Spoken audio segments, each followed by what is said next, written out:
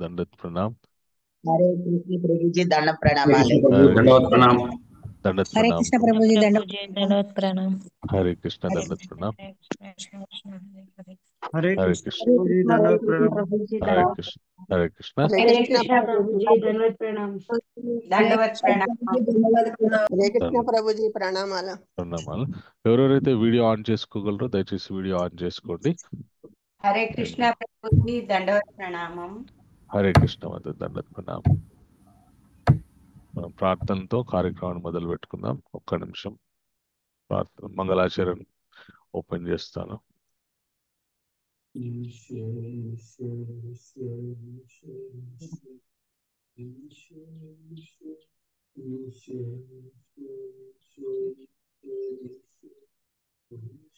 ఓం అజ్ఞానతిమిరంధస్య జ్ఞానాంజనాశలాఖ్య చక్షురున్మిళితం येन తస్మై శ్రీగురవే నమః। శ్రీచైతన్యమనోభీష్టం స్థాపితం येन భూతలే స్వయం రూపః కథామహ్యం దదాతి స్వపదాంతికం। వందేహం శ్రీగురో శ్రీయుతపదకమలాం శ్రీగురూన్ వైష్ణవాంశ శ్రీరూపం సాగ్రజాతం సాగనా రఘునాథాన్వితం తం సజీవం సాద్వైతం సావధూతం పరిజనాసహితం कृष्ण चैतन्य देवं श्री राधा कृष्ण पाद सहगन ललित श्री विशाखान्वितांश्च नमो विष्णुपादाय कृष्ण पृष्ठाय भूतले श्रीमते भक्ति वेदांता स्वामी निति नामिने नमस्ते सारस्वते देवे गौरवाणी प्रचारिणे निर्विशेष शून्यवादी पाश्चात्य देशतारिणे नमो महावदन्याय कृष्ण प्रेम प्रदायते कृष्णाय कृष्ण चैतन्य नामने गौरद्विषे नमः।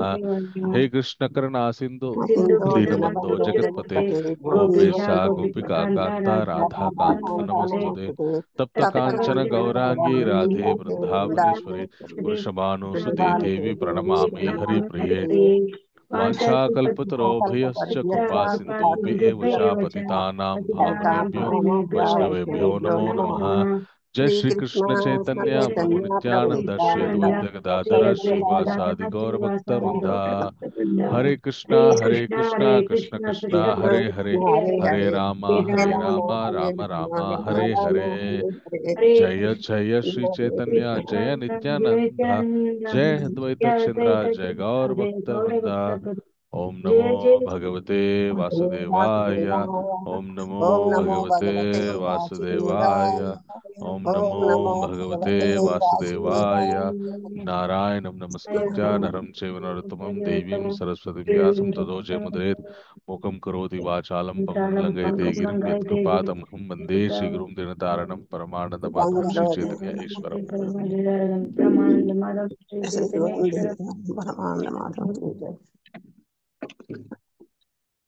హరే కృష్ణ అందరికీ స్వాగతం ఈరోజు సెషన్లోకి। ఈరోజు మనం శ్రీమద్ భగవద్గీత సప్తమో అధ్యాయం జ్ఞాన విజ్ఞాన యుగం ద అబ్సల్యూట్ నాలెడ్జ్ అనేటటువంటి అధ్యాయంలో 7వ అధ్యాయం 13వ శ్లోకం గురించి మనం చర్చించుకోబోతున్నాము।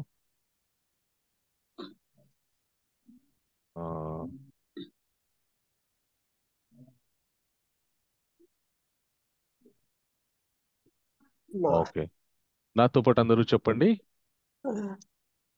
త్రిభిర్గుణ మాయైర్భావే त्रिभिर्गुणा मायैर्भावे సర్వం ఇదం జగత్ सर्वं इदं जगत् మోహితం నాభిజానాతి मोहितं नाभिजानाति మామేభ్యః పరమవ్యయం। मामेभ्यः परमव्ययम्। అనువాదం పావని మాతాజీ అనువాదం చదవండి। హరే కృష్ణ ప్రభుజీ ధన్యవాద హరే ప్రణామ్। కృష్ణ దండం। అనువాదం సమస్త విశ్వము సత్వ రజస్తమనస్సులను త్రిగుణములచే మోహింప చేయబడినదై ఈ గుణములకు అతీతుడను మరియు అవ్యయుడును అగు నన్ను ఇరుగజాలకున్నది। హరే కృష్ణ ప్రభుజీ। Thank you Mataji. కుమారి మాతాజీ భాష్యం చదవండి మీరు। హరే కృష్ణ ప్రభుజీ। హరే కృష్ణ। సమస్త జగత్తు భౌతిక ప్రకృతికి సంబంధించిన త్రిగుణములచే మోహింప చేయబడినది. అట్టి త్రిగుణములచే మోహమునకు గురి అయిన వారు దేవాది దేవుడైన శ్రీకృష్ణ భగవానుడు ఈ భౌతిక ప్రకృతి అతీతుడని ఎరుగజాలరు.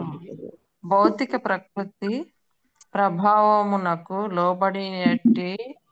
లోబడినట్టి ప్రతి ప్రాణియు ఒక ప్రత్యేక దేహమును, ఒక ప్రత్యేక మనస్తత్వమును, గుణమైన జీవి శాస్త్ర చిత్తములమైన లైన కర్మలను కలిగి ఉండును. ఈ త్రిగుణములననుసరించి కర్మల యందు చరించు మానవులు 4 రకములుగా నుందురు.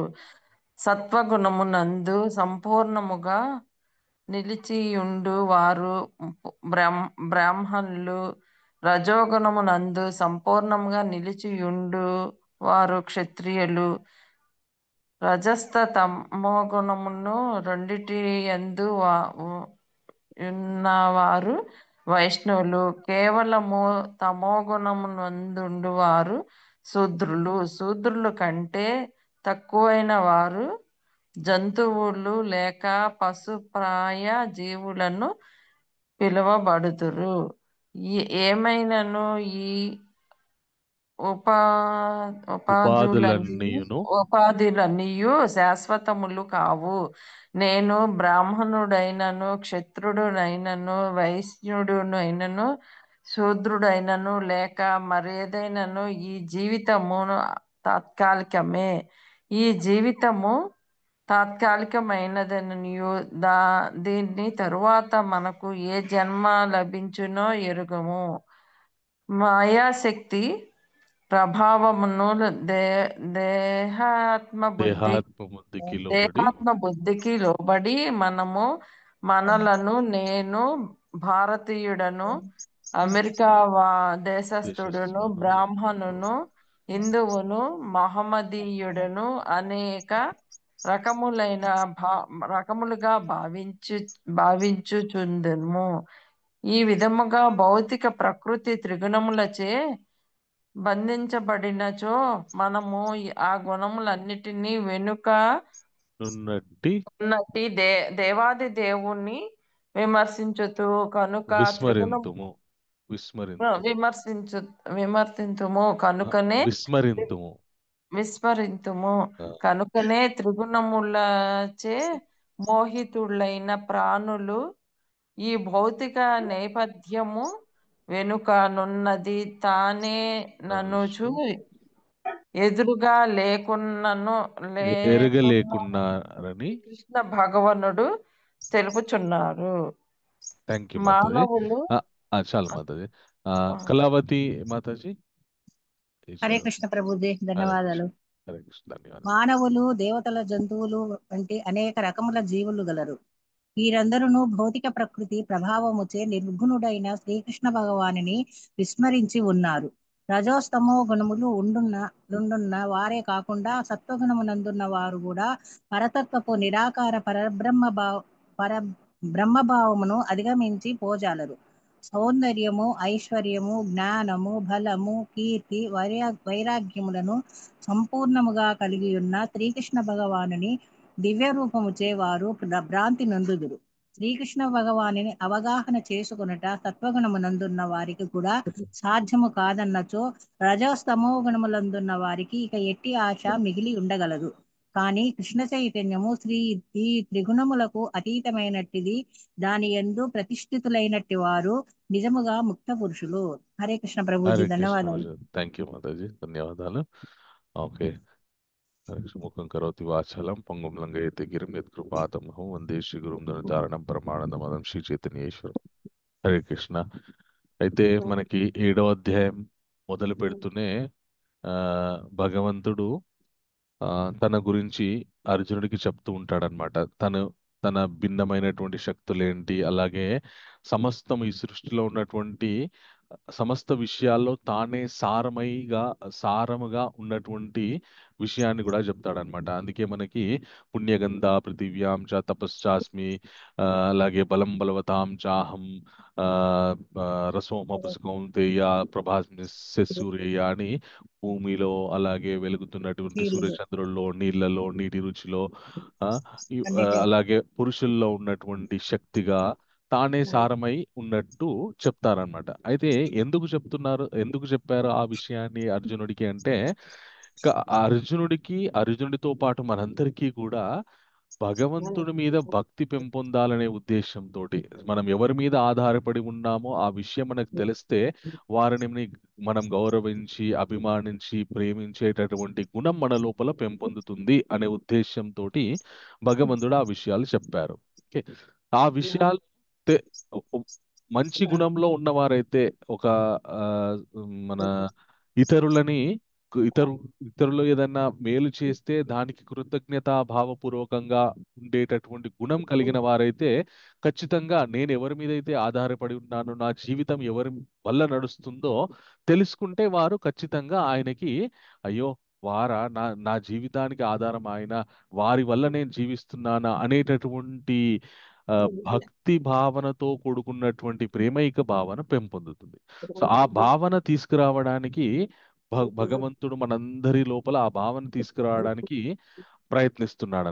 అయితే ఎంత చెప్పినా కూడా భగవంతుడు ఆ విషయాలు ఎంత చెప్పినా కూడా కొందరు ఆ విషయాన్ని నమ్మరు, గ్రహించరు. ఉమ్, అలాంటి వారు ఎవరు అనేటటువంటి విషయాన్ని ఇక్కడ కృష్ణుడు ఆ, ప్రస్తావిస్తున్నారనమాట. సో ఎవరు తనని గుర్తించరు, అలాగే తనని అభిమానించరు, ప్రేమించరు, ఎందుకు ప్రేమించలేరు అనేటటువంటి విషయాన్ని ఇక్కడ కృష్ణుడు చెప్తున్నాడు. త్రివిర్గుణ మాయైర్భావైర్ ఏబి సర్వమిదం జగత్ మోహితం నాభిజానతి మామేభ్యా పరమ వ్యయం. మనకి 3వ అధ్యాయంలోనే భగవంతుడు చెప్పాడు, ఈ సమస్త జీవులంతా కూడా ప్రకృతిలో ఉన్నటువంటి త్రిగుణాలకి లోబడి త్రిగుణాల వల్ల ప్రేరేపితులై ఆ గుణానుగుణంగా వాళ్ళు కర్మలు ఆచరిస్తారని చెప్పి 3వ అధ్యాయంలో మనకి క్లూ ఇచ్చారు భగవంతుడు. సో ఆ విషయాన్ని మళ్ళీ ఇక్కడ ఆ, విస్ కొద్దిగా ప్రస్తావిస్తున్నారనమాట. ఇదే విషయాన్ని మళ్ళీ 14వ అధ్యాయంలో విస్తారంగా వివరిస్తారు. ఓకే. సో ఇక్కడ ఆ, ఈ ప్రకృతిలో ఉన్నటువంటి త్రిగుణాలు, మన ప్రకృతిలో సత్వ రజస్ తమో గుణములు, ఈ 3 గుణాలతో కూడుకున్నటువంటిది ప్రకృతి. ఈ ప్రకృతి కూడా భగవంతుని యొక్క శక్తి అయినప్పటికీ కూడా ఈ ప్రకృతిలో ఇది నడవాలంటే ఈ ప్రకృతిలో ఆ 3 గుణాలు ఉంటాయి. సో ఈ ప్రకృతిలో మనం ఉన్నంత కాలం ఆ 3 గుణాలకి లోబడే, లేదంటే ఆ గుణాల ప్రేరేపితులమయ్యే మనము ఆ, నడుస్తుంటాం. మరి ఈ ప్రకృతిని నడిపేది ఎవరు? భగవంతుడి యొక్క మాయాశక్తి. ఓకే. సో ఆ మాయాశక్తి ద్వారా ఈ ప్రకృతి నడుస్తూ ఉంటుందన్నమాట. సో ఎంతవరకైతే మనుష్యుడు ఆ ఈ మాయాశక్తి ద్వారా మోహితుడైపోయి ఉంటాడో అంతవరకు భగవంతుని గుర్తించలేడనమాట. ఎందుకు అంటే జీవుడు అసలుకి ఆ ఈ భౌతిక ప్రకృతికి రావడానికి కారణమే భగవంతుడికి భిన్నంగా నేను కూడా ఆధిపత్యం వహించాలి అనేటటువంటి కోరిక కలగడం వల్ల, నేను కూడా భగవంతునికి దూరంగా ఆ సంతోషంగా ఉండాలి, ఏదో అనుభవించాలి అనే కోరిక వల్లనే ఈ భౌతిక ప్రకృతికి రావాల్సినటువంటి పరిస్థితి ఏర్పడ్డది. సో దీనిలోకి వచ్చిన తర్వాత ఇంకా ఇక్కడ ఉన్నటువంటి ఏ విధంగా అయితే మనము ఆ ఒక షాపింగ్ మాల్కి వెళ్ళామనుకోండి, వెళ్ళే ముందు మనము ఇట్లా డోర్లకు ఎంటర్ అవుతుంటేనే పైన నుండి ఒక గాలి మనకి తాకుతుంటుంది అనమాట. లోపలికి వెళ్ళి ఎందుకు తాకుతుంటుందంటే ఒక స్పీడ్ గా గాలి మనకి తాకుతుంటుంది. ఎందుకంటే బయట ఉన్న వాతావరణానికి వేరు, ఆ షాపింగ్ మాల్లో ఉన్నటువంటి వాతావరణం అక్కడ పూర్తిగా ఏసీ తోటి కూడుకున్నటువంటి వాతావరణం ఉంటుంది కాబట్టి దానికి మన శరీరం అనువుగా కావాలని చెప్పి మనకి అలాగా ఆ వాతావరణం అలవాటు చేయడానికి మొట్టమొదటి ఎంట్రన్స్ లోనే బాగా ప్రెషర్ తో వస్తున్నటువంటి గాలిని మనకి మన మీద ప్రసారం అయ్యేటట్టు చేస్తారనమాట. సో అలా వెళ్ళిన తర్వాత షాపింగ్ మాల్లో ఉన్నటువంటి వాతావరణం ఏదైతే ఉందో చల్లదనం, దాన్ని అంతటికి కూడా మన శరీరం ఆ అలవాటు కావడానికి ఆ విధంగా చేస్తారంట. అదే విధంగా ఈ భౌతిక ప్రకృతిలో వచ్చిన తర్వాత ఇక్కడ ఉన్నటువంటి త్రిగుణాలకి ఏ, అనుగుణంగా ఈ త్రిగుణాలకి అతీతంగా ఉండకుండా ఆ, ఈ త్రిగుణాలకి లోబడి ఉండే విధంగా మనని మాయాశక్తి ఫోర్స్ చేస్తూ ఉంటుందన్నమాట. భగవంతుని యొక్క మాయాశక్తి. ఓకే. సో ఈ మాయాశక్తి ఎంత ఆ, దృఢమైనది అంటే దీని నుండి తప్పించుకోవడం చాలా, ఈ మాయాశక్తి నుండి అధిగమించడం చాలా చాలా కష్టం. గొప్ప గొప్ప మహాత్ములకు కూడా అది కష్టం. ఒకసారి ఏం జరిగింది అంటే ఆ, నారద మహర్షికి ఈ మాయాశక్తి అంటే ఏంటి, మాయాశక్తి ప్రభావం ఎలా ఉంటుంది అని తెలుసుకోవాలని కోరిక కలిగిందనమాట. కలిగి ఆయన ఎవరిని అడిగితే బాగుంటుంది, ఆయనకి ఎవరిని అడుగుదామన్నా కూడా వాళ్ళంతా కూడా మాయలో, ఒకప్పుడు మాయలో పెద్ద పెద్ద మహర్షులను అడుగుదాం అనుకున్నాడు. కానీ వీళ్ళంతా కూడా ఏదో ఒకప్పుడు వీళ్ళు తపస్సు చేసుకుంటే, వీళ్ళ తపస్సు అప్సరసల ద్వారా భగ్నమైనటువంటి వాళ్ళే కదా వీళ్ళు కూడా, దేవతలను అడుగుదాం అనుకున్నాడు. ప్రతి దేవత కూడా ఏదో ఒక విధంగా, ఇంద్రాది దేవతలు కూడా ఏదో ఒక విధంగా మాయామోహితులైనటువంటి వారే కదా. ఆ ఒకసారి ఇంద్రుడంట ఆ, ఒక శాపగ్రస్తం వల్ల ఆయన పంది జన్మెత్తాల్సి వచ్చింది. పంది జన్మెత్తిన తర్వాత ఇంకా ఆ శాపం ఎన్ని సంవత్సరాలు అయితే ఉంటుందో అన్ని సంవత్సరాలు అయిపోయిన తర్వాత బ్రహ్మ ఇంద్రుడి దగ్గరికి వెళ్ళాడంట. ఇంద్రుడి దగ్గరికి వెళ్ళి, ఆ పంది రూపంలో ఉన్న ఇంద్రుడి దగ్గరికి వెళ్ళి, ఇంద్ర ఆ, నీ శాపం అయిపోయింది, నువ్వు అనుభవించాల్సినటువంటి శాప ఆ, ఆ కాలం అయిపోయింది, మళ్ళీ నీ పదవికి నువ్వు రా అంటే, అప్పుడు ఇంద్రుడు ఎందుకు ఇక్కడంతా బాగానే ఉంది కదా, అంటే ఆ పంది జన్మలో ఉండి కూడా ఆయనకి భార్య పిల్లలు, ఆ పంది మలము నానా చెత్త అంతా తింటుంది, అది ఆయనకి సుఖం అనిపించింది. అంటే దానితో ఆ ఆ జన్మతో తనని తాను ఆ, గుర్తించుకొని అదే సుఖంగా భావిస్తున్నాడు అనమాట. దానికంటే అతీతమైనటువంటి ఇంద్రపది, ఈ పంది అంత చెత్త మలము తింటుంది, కానీ ఇంద్ర పదవిలో ఉంటే అద్భుతమైనటువంటి ఆ రుచికరమైనటువంటి తాజా తాజా పదార్థాలు తినొచ్చు. కానీ ఆ శరీరంతో తనని తాను గుర్తించుకొని ఇంక అదే నిజం అనుకునే మాయలో పడిపోయి జీవిస్తున్నాడు ఇంద్రుడు. కాబట్టి దాని నుండి బయటకు రాలేకపోయాడు. తర్వాత మన బ్రహ్మదేవుడు చాలా అలా కాదు ఇలా ఉంటుంది అది ఇది అని చెప్పిన తర్వాత, ఇంద్ర పదవిలో ఇంత భోగాలు అనుభవించాను అని చెప్పిన తర్వాత అప్పుడు తాను ఇంద్ర పదవికి మళ్ళీ రావడం జరిగింది. ఈ విధంగా ప్రతి ఒక్కరు కూడా మాయతోని, మాయ వల్ల ఆ, మోహితులైనటువంటి వారే ఉన్నారు కదా. ఈ మాయ కంటే అతీతమైనటువంటి వాళ్ళు ఎవరు అని వెతికి అప్పుడు ఆయనకి ఓ ద్వారకాధీశుడైనటువంటి ఆ కృష్ణ భగవానుడని కృష్ణుడి దగ్గరకు వస్తాడనమాట. వచ్చిన తర్వాత కృష్ణుడిని అడుగుతాడనమాట, స్వామి అసలు ఈ జగత్తు మొత్తం ఈ మాయ శక్తి ద్వారా నడిపింపబడుతుంది కదా, అసలు ఈ మాయ ఎలా ఉంటుంది ఏంటి, అసలు ఈ మాయ గురించి నాకు చెప్పండి. అసలు ఇది నిజం, ఇది సత్యమా అసత్యమా, అసత్యం అనుకుందామంటే అంతా మన కళ్ళ ముందు కనిపిస్తుంది. ఆ సత్య మ- లేదు సత్యం అనుకుందామా అంటే మనకి ఎప్పుడు మనతోటే ఉండట్లేదు. ఎలా ఉంటుంది అంటే ఆ ఆ ఒక వస్తువు చాలా అందంగా కనిపిస్తుంది, అబ్బా ఎంత అందంగా ఉంది అని దాన్ని ఆస్వాదించే లోపు అది వాడిపోతుంది. ఓకే. సో ఒక ఆ మనతో పాటు ఉన్న ప్రాణులు, స్త్రీ కావచ్చు పురుషుడు కావచ్చు, చాలా అందంగా అనిపిస్తారు. కొద్ది రోజులైన తర్వాత వాళ్ళ అసలు అందమే ఉండదన్నమాట. శిల ప్రభుపాదుల వారు ఒక వృత్తాంతం చెప్తారనమాట. ఒకసారి ఏమైందంట, ఒక ఆ, అందమైనటువంటి స్త్రీ, చాలా అద్భుతమైనటువంటి స్త్రీ ఉందంట. ఆవిడని చూసి ఒక చాలా బలమైనటువంటి వ్యక్తి ఆ ఒక రాజ్యంలో, వీళ్ళిద్దరు ఒక రాజ్యంలో ఉన్నారు. ఆ అందమైనటువంటి స్త్రీని చూసి ఒక బలవంతుడు మోహించాడు, ఆవిడ్ని ప్రేమించాడు. ఇప్పుడు ఆవిడ దగ్గరికి వెళ్ళి ఆ నేను నిన్ను ఆ, ఆ, ప్రేమిస్తున్నాను, మీరు నన్ను ప్రేమించాలి అని చెప్పి ఆవిడని అడిగాడంట. అడిగితే ఆవిడ ఏమందంట, ఇప్పుడు ఈయనతోని నేను ఈ ఈయన ఇష్టానికి నేను వ్యతిరేకిస్తే నన్ను ఏమైనా చేస్తాడు, కాబట్టి ఈయన ఇష్టాన్ని నేను వ్యతిరేకించకుండా ఈయన దేన్ని ప్రేమిస్తున్నాడో ఆయనకి తెలియజెప్పుదామని చెప్పేసి ఆవిడ ఏం చేసిందంట, చాలా సంతోషం అండి మీరు నన్ను ప్రేమిస్తున్నారు, చాలా గొప్ప, నేను అదృష్టవంతురాల్ని, మీలాంటి వారి ద్వారా నేను ప్రేమింపబడుతున్నానంటే నాకు చాలా అదృష్టం, ఎందుకంటే మీరు చాలా బలవంతులు, మీరు ఎవరినైనా కూడా ఎదుర్కోగలరు.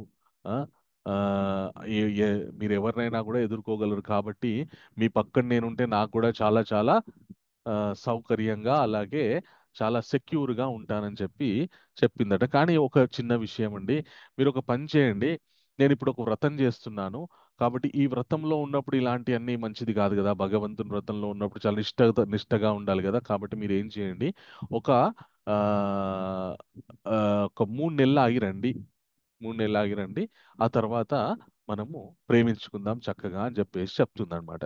చెప్పగానే ఈయన ఏం చేస్తాడంటే, ఓ చాలా సంతోషం, నీ గురించి 3 నెలలు ఏంది, 3 జన్మలైనా వెయిట్ చేస్తా అని చెప్పేసి ఈయన వెళ్ళిపోతాడు.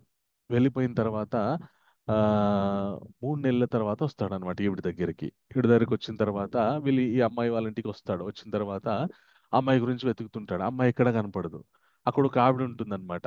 ఆవిడని అడుగుతాడు, ఏమమ్మా ఇక్కడ ఒక అందమైన అమ్మాయి ఉండాలి, ఆవిడ ఎక్కడికి వెళ్ళింది అని చెప్పి అడుగుతాడనమాట.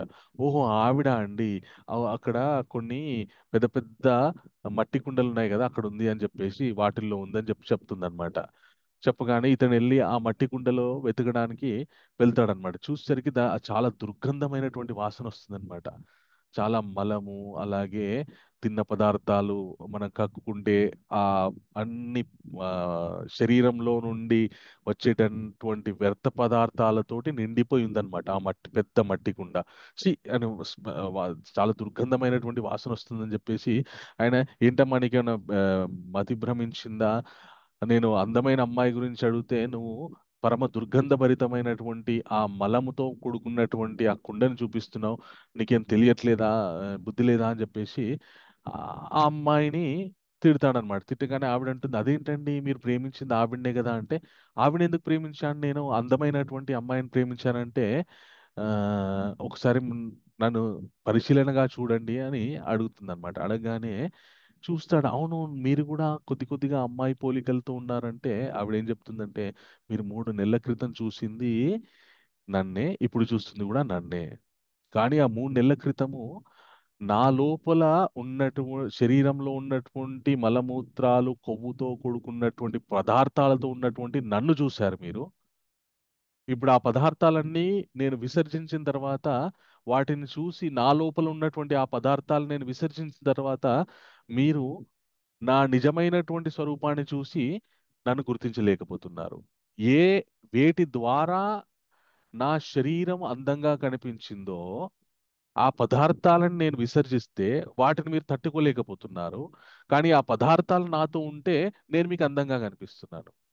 ఎంత మాయండి ఇది, మీరు ఎంత బలవంతులైతే మాత్రం ఇంత బుద్ధి లేకుండా ఉంటారా అనగానే ఆయనకి అప్పుడు, అమ్మ నేను ఇన్ని రోజులు బాహ్యాందాన్ని చూసి అదేదో శాశ్వతం, అదేదో గొప్ప విషయం అనుకొని భ్రమపడ్డాను, కానీ నిజానికి ఈ స్త్రీ యొక్క శరీరము ఆ అందంగా ఉంది అంటే పరమ దుర్గంధ భూయిష్టమైనటువంటి పదార్థాలు శరీరాల్లో దాగి ఉండడం వల్ల ఆ శరీరం అందంగా కనిపించింది తప్ప, నిజానికి శరీరానికి అందం ఎక్కడిది అని ఆయనకి అర్థమవుతుంది అనమాట. సో ఆ అంత భ్రమతోటి ఉంటుందన్నమాట మాయ. అయితే ఈ నారదముని కృష్ణుని అడుగుతాడు, మాయ యొక్క శక్తి ఎలా ఉంటుంది ఏంటి అని చెప్పి. సో కృష్ణ ఏం చేస్తాడంటే, నారద నాతోటి రండి, మనం అలాగా చక్కగా ఈవినింగ్ వాక్ చేస్తూ మాట్లాడుకుందామని చెప్పి ద్వారకా నగరం నుండి నారదుల వారు కృష్ణుడు ఆ, చక్కగా నడుచుకుంటూ వెళ్తూ ఉంటారనమాట. చాలా దూరం ప్రయాణిస్తూ ఉంటారు. నారదుడికి ఆ, ఇంకా అలసిపోతాడు ఆయన. అలసిపోతే, స్వామి ఇంకెంత దూరం నడాలి స్వామి అంటాడు. అనగానే కృష్ణ ఏమంటాడంటే, నారద మీరు ముల్లోకాలు తిరుగుతూ ఉంటారు ప్రతినిత్యము, అలాంటిది మీకు ఈ దూరం పెద్ద దూరమా, ఎందుకు మీరు ఇంత అలసిపోతున్నారు, కాబట్టి మీరు పదండి ఇంకొద్ది దూరం నడుద్దాం అని చెప్పేసి ఇద్దరు కూడా నడుస్తూ వెళ్తూ ఉంటారన్నమాట. ఇంకా కొద్ది దూరం వెళ్ళిపోయిన తర్వాత, ఇంకా నా వల్ల కాదు స్వామి, దయచేసి మీరంటే పరమాత్మ, మీకు ఎక్కడ లేని శక్తి ఉంది, మీరు ముల్లో ఈ భూలోకం ఏంటి, ఇంక సమస్త వేల కోట్ల కొద్ది బ్రహ్మాండాలను నడిపించమన్నా నడవమన్నా మీరు నడవగలరు, నేను నా అంత శక్తి నాకు లేదయ్యా స్వామి, నన్ను దయచేసి ఆ నేను ఇంకా నడవలేను అంటాడు అనమాట. సరే సరే ఒక చోట కూర్చుందామని ఇద్దరు కూర్చుంటారనమాట. కూర్చొని ఆ అప్పుడు ఆ ఇంకా నారదుడికి అలాగే కృష్ణుడికి ఇద్దరికి కూడా చాలా దూరం నడిచారు కాబట్టి దాహం వేస్తుంది. దాహం వేయగానే కృష్ణ ఏమంటారంటే, నారద మీరు వెళ్ళి నీళ్ళు తీసుకురండి తాగుదాం ఇద్దరం అంటాడనమాట. సో నారదుడు సరే దగ్గరలో ఎక్కడో బావి ఉన్నట్టుంది అని చెప్పేసి ఆయన కొద్ది దూరం నడుచుకుంటూ వెళ్తాడనమాట. వెళ్ళగానే అక్కడ ఒక బావి, మంచినీటి బావి ఉంటుంది. ఆ బావి దగ్గర అందరూ నీళ్ళు తీసుకుంటూ ఉంటారు. నీళ్ళు తీసుకుంటూ ఉంటే ఈయన వాళ్ళని అడుగుతాడనమాట. నాకు కూడా దయచేసి నాకు కూడా కొన్ని నీళ్ళు ఇవ్వండి, దాహం వేస్తుందని అంటాడనమాట. ఇది ఒక అందమైనటువంటి స్త్రీ ఈయనకి, నారదుల వారికి నీరు అందిస్తుంది. ఇలాగా దోసిలు పెడతాడు, ఆవిడ నీరు పోస్తుంది, ఈయన చక్కగా తాగేస్తాడనమాట. తాగిన తర్వాత తాగుతున్నంతసేపు ఆ ఏ స్త్రీ అయితే ఈయనకి నీటిని అందిస్తుందో ఆవిడ్ని చూస్తూ, ఆవిడ అందాన్ని ఆ, ఆస్వాదిస్తూ నీరు తాగుతాడనమాట. నీరు తాగిన తర్వాత ఆవిడ అందానికి ఈయన ముగ్ధుడైపోయి ఆవిడతో పాటే ఆవిడ ఎక్కడికి వెళ్తుందో అక్కడికి వెళ్ళిపోతాడు. వెళ్ళిపోయిన తర్వాత ఆవిడ ఆ ప్రాంతాన్ని పరిపాలిస్తున్నటువంటి రాజుగారి యొక్క కుమార్తె. రాజుగారి దగ్గరికి వెళ్తాడు. రాజుగారి దగ్గరికి వెళ్ళి రాజుగారితో చెప్తాడనమాట. ఏమని అంటే, ఆ అయ్యా, నేను చాలా కాలం బ్రహ్మచర్యంలో ఉన్నాను, ఇప్పుడు నేను గృహస్థాశ్రమంలోకి ప్రవేశించాలనుకుంటున్నాను అని చెప్తాడనమాట. చెప్పగానే రాజుగారు చాలా సంతోషిస్తారు. ఓ, మీలాంటి గొప్ప వాళ్ళు నిజంగా గృహస్థాశ్రమానికి ప్రవేశించడం అంటే గృహస్థాశ్రమానికి ఒక ఆభరణం లాగా ఉంటుంది. మీరు గనుక గృహస్థాశ్రమం స్వీకరిస్తే అంత అదృష్టవంతురాలైనటువంటి స్త్రీ ఎవరు, మిమ్మల్ని భర్తగా పొందేటటువంటి స్త్రీ, ఆ అదృష్టవంతురాలైన స్త్రీ ఎవరు అంటే నారదుడు చెప్తారనమాట.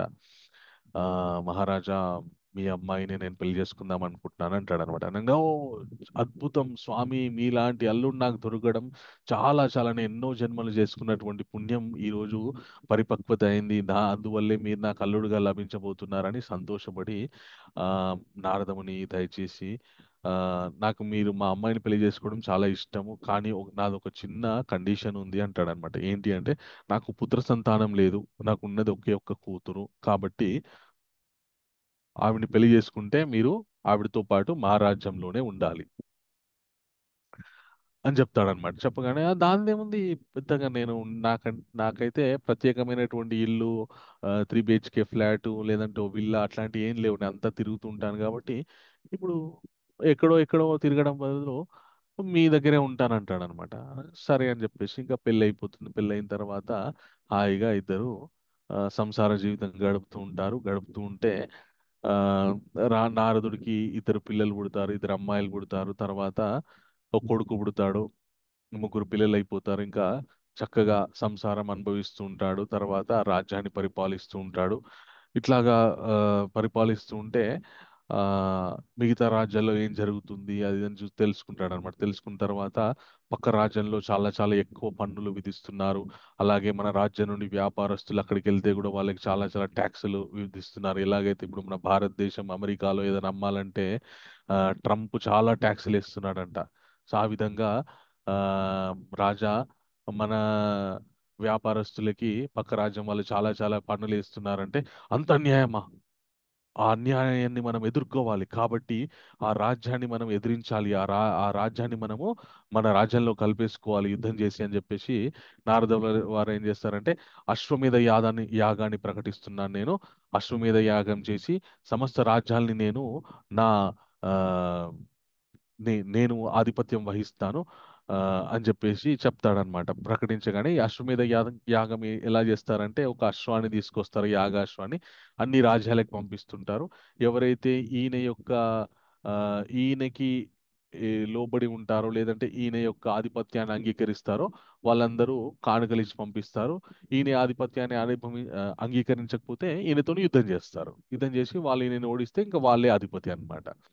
ఆ విధంగా ఉంటుంది అశ్వమేధ యాగం.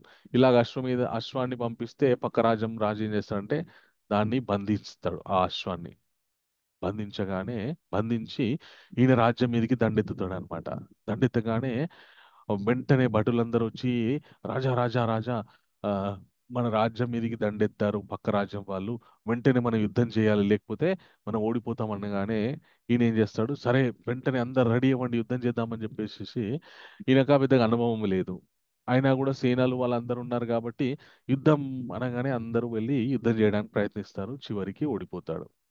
ఓడిపోయిన తర్వాత ఇంకా చావబోతుంటే ఏదో ఒక విధంగా ఈ నారదుడు, ఆయన భార్య, ముగ్గురు పిల్లలు ని తీసుకొని ఆయన తప్పించుకుంటాడు ఆ రాజ్యం నుండి. తప్పించుకొని ఇంకా ప్రయాణం చేస్తూ ఉంటాడు, ఎక్కడెక్కడికో వెళ్తాడు. పిల్లలు ఆకలి ఆకలి అంటారు. ఆ భార్య కూడా ఏమండి పిల్లలు తినక 2-3 రోజులైంది, ఏదో ఒకటి పెట్టించండి దయచేసి అంటుందన్నమాట. అనగానే ఈయన అయ్యో ఇప్పుడు ఎక్కడ నుండి తీసుకురావాలి, సమస్త రాజభోగాలు అనుభవించాను, పిల్లలకి కనీసం 2 బుక్కల తిండి కూడా పెట్టలేకపోతున్నానని బాధపడతాడనమాట. బాధపడుతూ ఉంటే బాధపడుతూ ఉంటే ఆ ఆ, వీళ్ళు ఒక అటవీ ప్రాంతంలో వెళ్తూ ఉంటారు. అక్కడ నుండి ఒక కొద్ది దూరంలో ఊరు కనిపిస్తుంది అనమాట. వీళ్ళున్న ప్రాంతానికి ఆ ఊరికి మధ్యలో ఒక నది ఉంటుందన్నమాట. ఆ నది దాటితే ఆ ఊరికే వెళ్ళొచ్చు. సో వీళ్ళు ఏమనుకుంటారంటే మనం పని చేద్దాం ఆ ఊరికి వెళ్దాం, ఆ ఊర్లో ఉన్న వాళ్ళు ఆ, వాళ్ళ దగ్గర ఆశ్రయం తీసుకొని ఏదో కొద్దిగా తినడానికి వాళ్ళని అడుగుదామని చెప్పేసి అనుకుంటారు. అనుకొని ఆ నది ఎలా దాటాలని చెప్పి అక్కడ ఒక తెప్ప ఉంటుంది. ఆ తెప్పలో కూర్చోబెడతాడు భార్య పిల్లలందరినీ కూర్చోబెట్టి, ఇంకా దానిలో తెప్పలో ఆ, వెళ్దామని ప్రయత్నం చేస్తుంటాడు. నదిలోకి దిగిన తర్వాత ఆ తెప్పని నడుపుతూ ఉంటే ఆయనకి ఆ నడిపే అనుభవం లేదు కాబట్టి సరిగ్గా నడపకపోయేసరికి ఆ తెప్ప బోర్లా పడిపోతుంది. పడిపోగానే భార్య పిల్లలు నదిలో మునిగిపోతుంటారనమాట. నదిలో మునిగిపోతుంటే ఈయన ఏం చేసి అయ్యో నా భార్య నా పిల్లల్ని భార్యని కాపాడదామంటే పిల్లలు మునిగిపోతున్నారు, పిల్లల్ని కాపాడదామంటే భార్య పడిపోతుంది, ముగ్గురిని ఒకసారి పట్టుకుందామంటే అందరు కలిసి మునిగిపోతున్నారు, ఇలా ఒకరిని పట్టుకుందామంటే ఒకరు మునిగిపోతున్నారు. కాపాడండి కాపాడండి కాపాడండి కాపాడండి కాపాడండి కాపాడండి కాపాడండి అని అరుస్తూ ఉంటాడనమాట. అరుస్తూ ఉంటే వెంటనే కృష్ణుడు ఏ నారదా నారదా అని అంటాడనమాట. అనగా, స్వామి స్వామి ఏమైంది స్వామి ఏమైంది స్వామి అంటే నారదా నీళ్ళేవి నీళ్ళు ఎక్కడ నీళ్ళేవి నారదా అని అడుగుతాడు అనమాట కృష్ణుడు. అదేంటి స్వామి అంటే నీళ్ళు తీసుకురావడానికి వెళ్ళావు కదా, గంట నుండి నీ గురించి వెయిట్ చేస్తున్నాను నేను అని కృష్ణ అడుగుతాడు అనమాట. అనగానే స్వామి నేను ఏదో గొప్ప ఆ ప్రమాదంలో చిక్కున్నా స్వామి అని అంటాడు అనమాట నారదుడు. అంటే ఆ గంట సేపు నారదుడు భ్రమలోకి వెళ్ళిపోతాడు అనమాట. ఆ భ్రమలో భగవంతుడు మాయాశక్తి ఎంత బలమైనటువంటిదో చూపిస్తాడనమాట.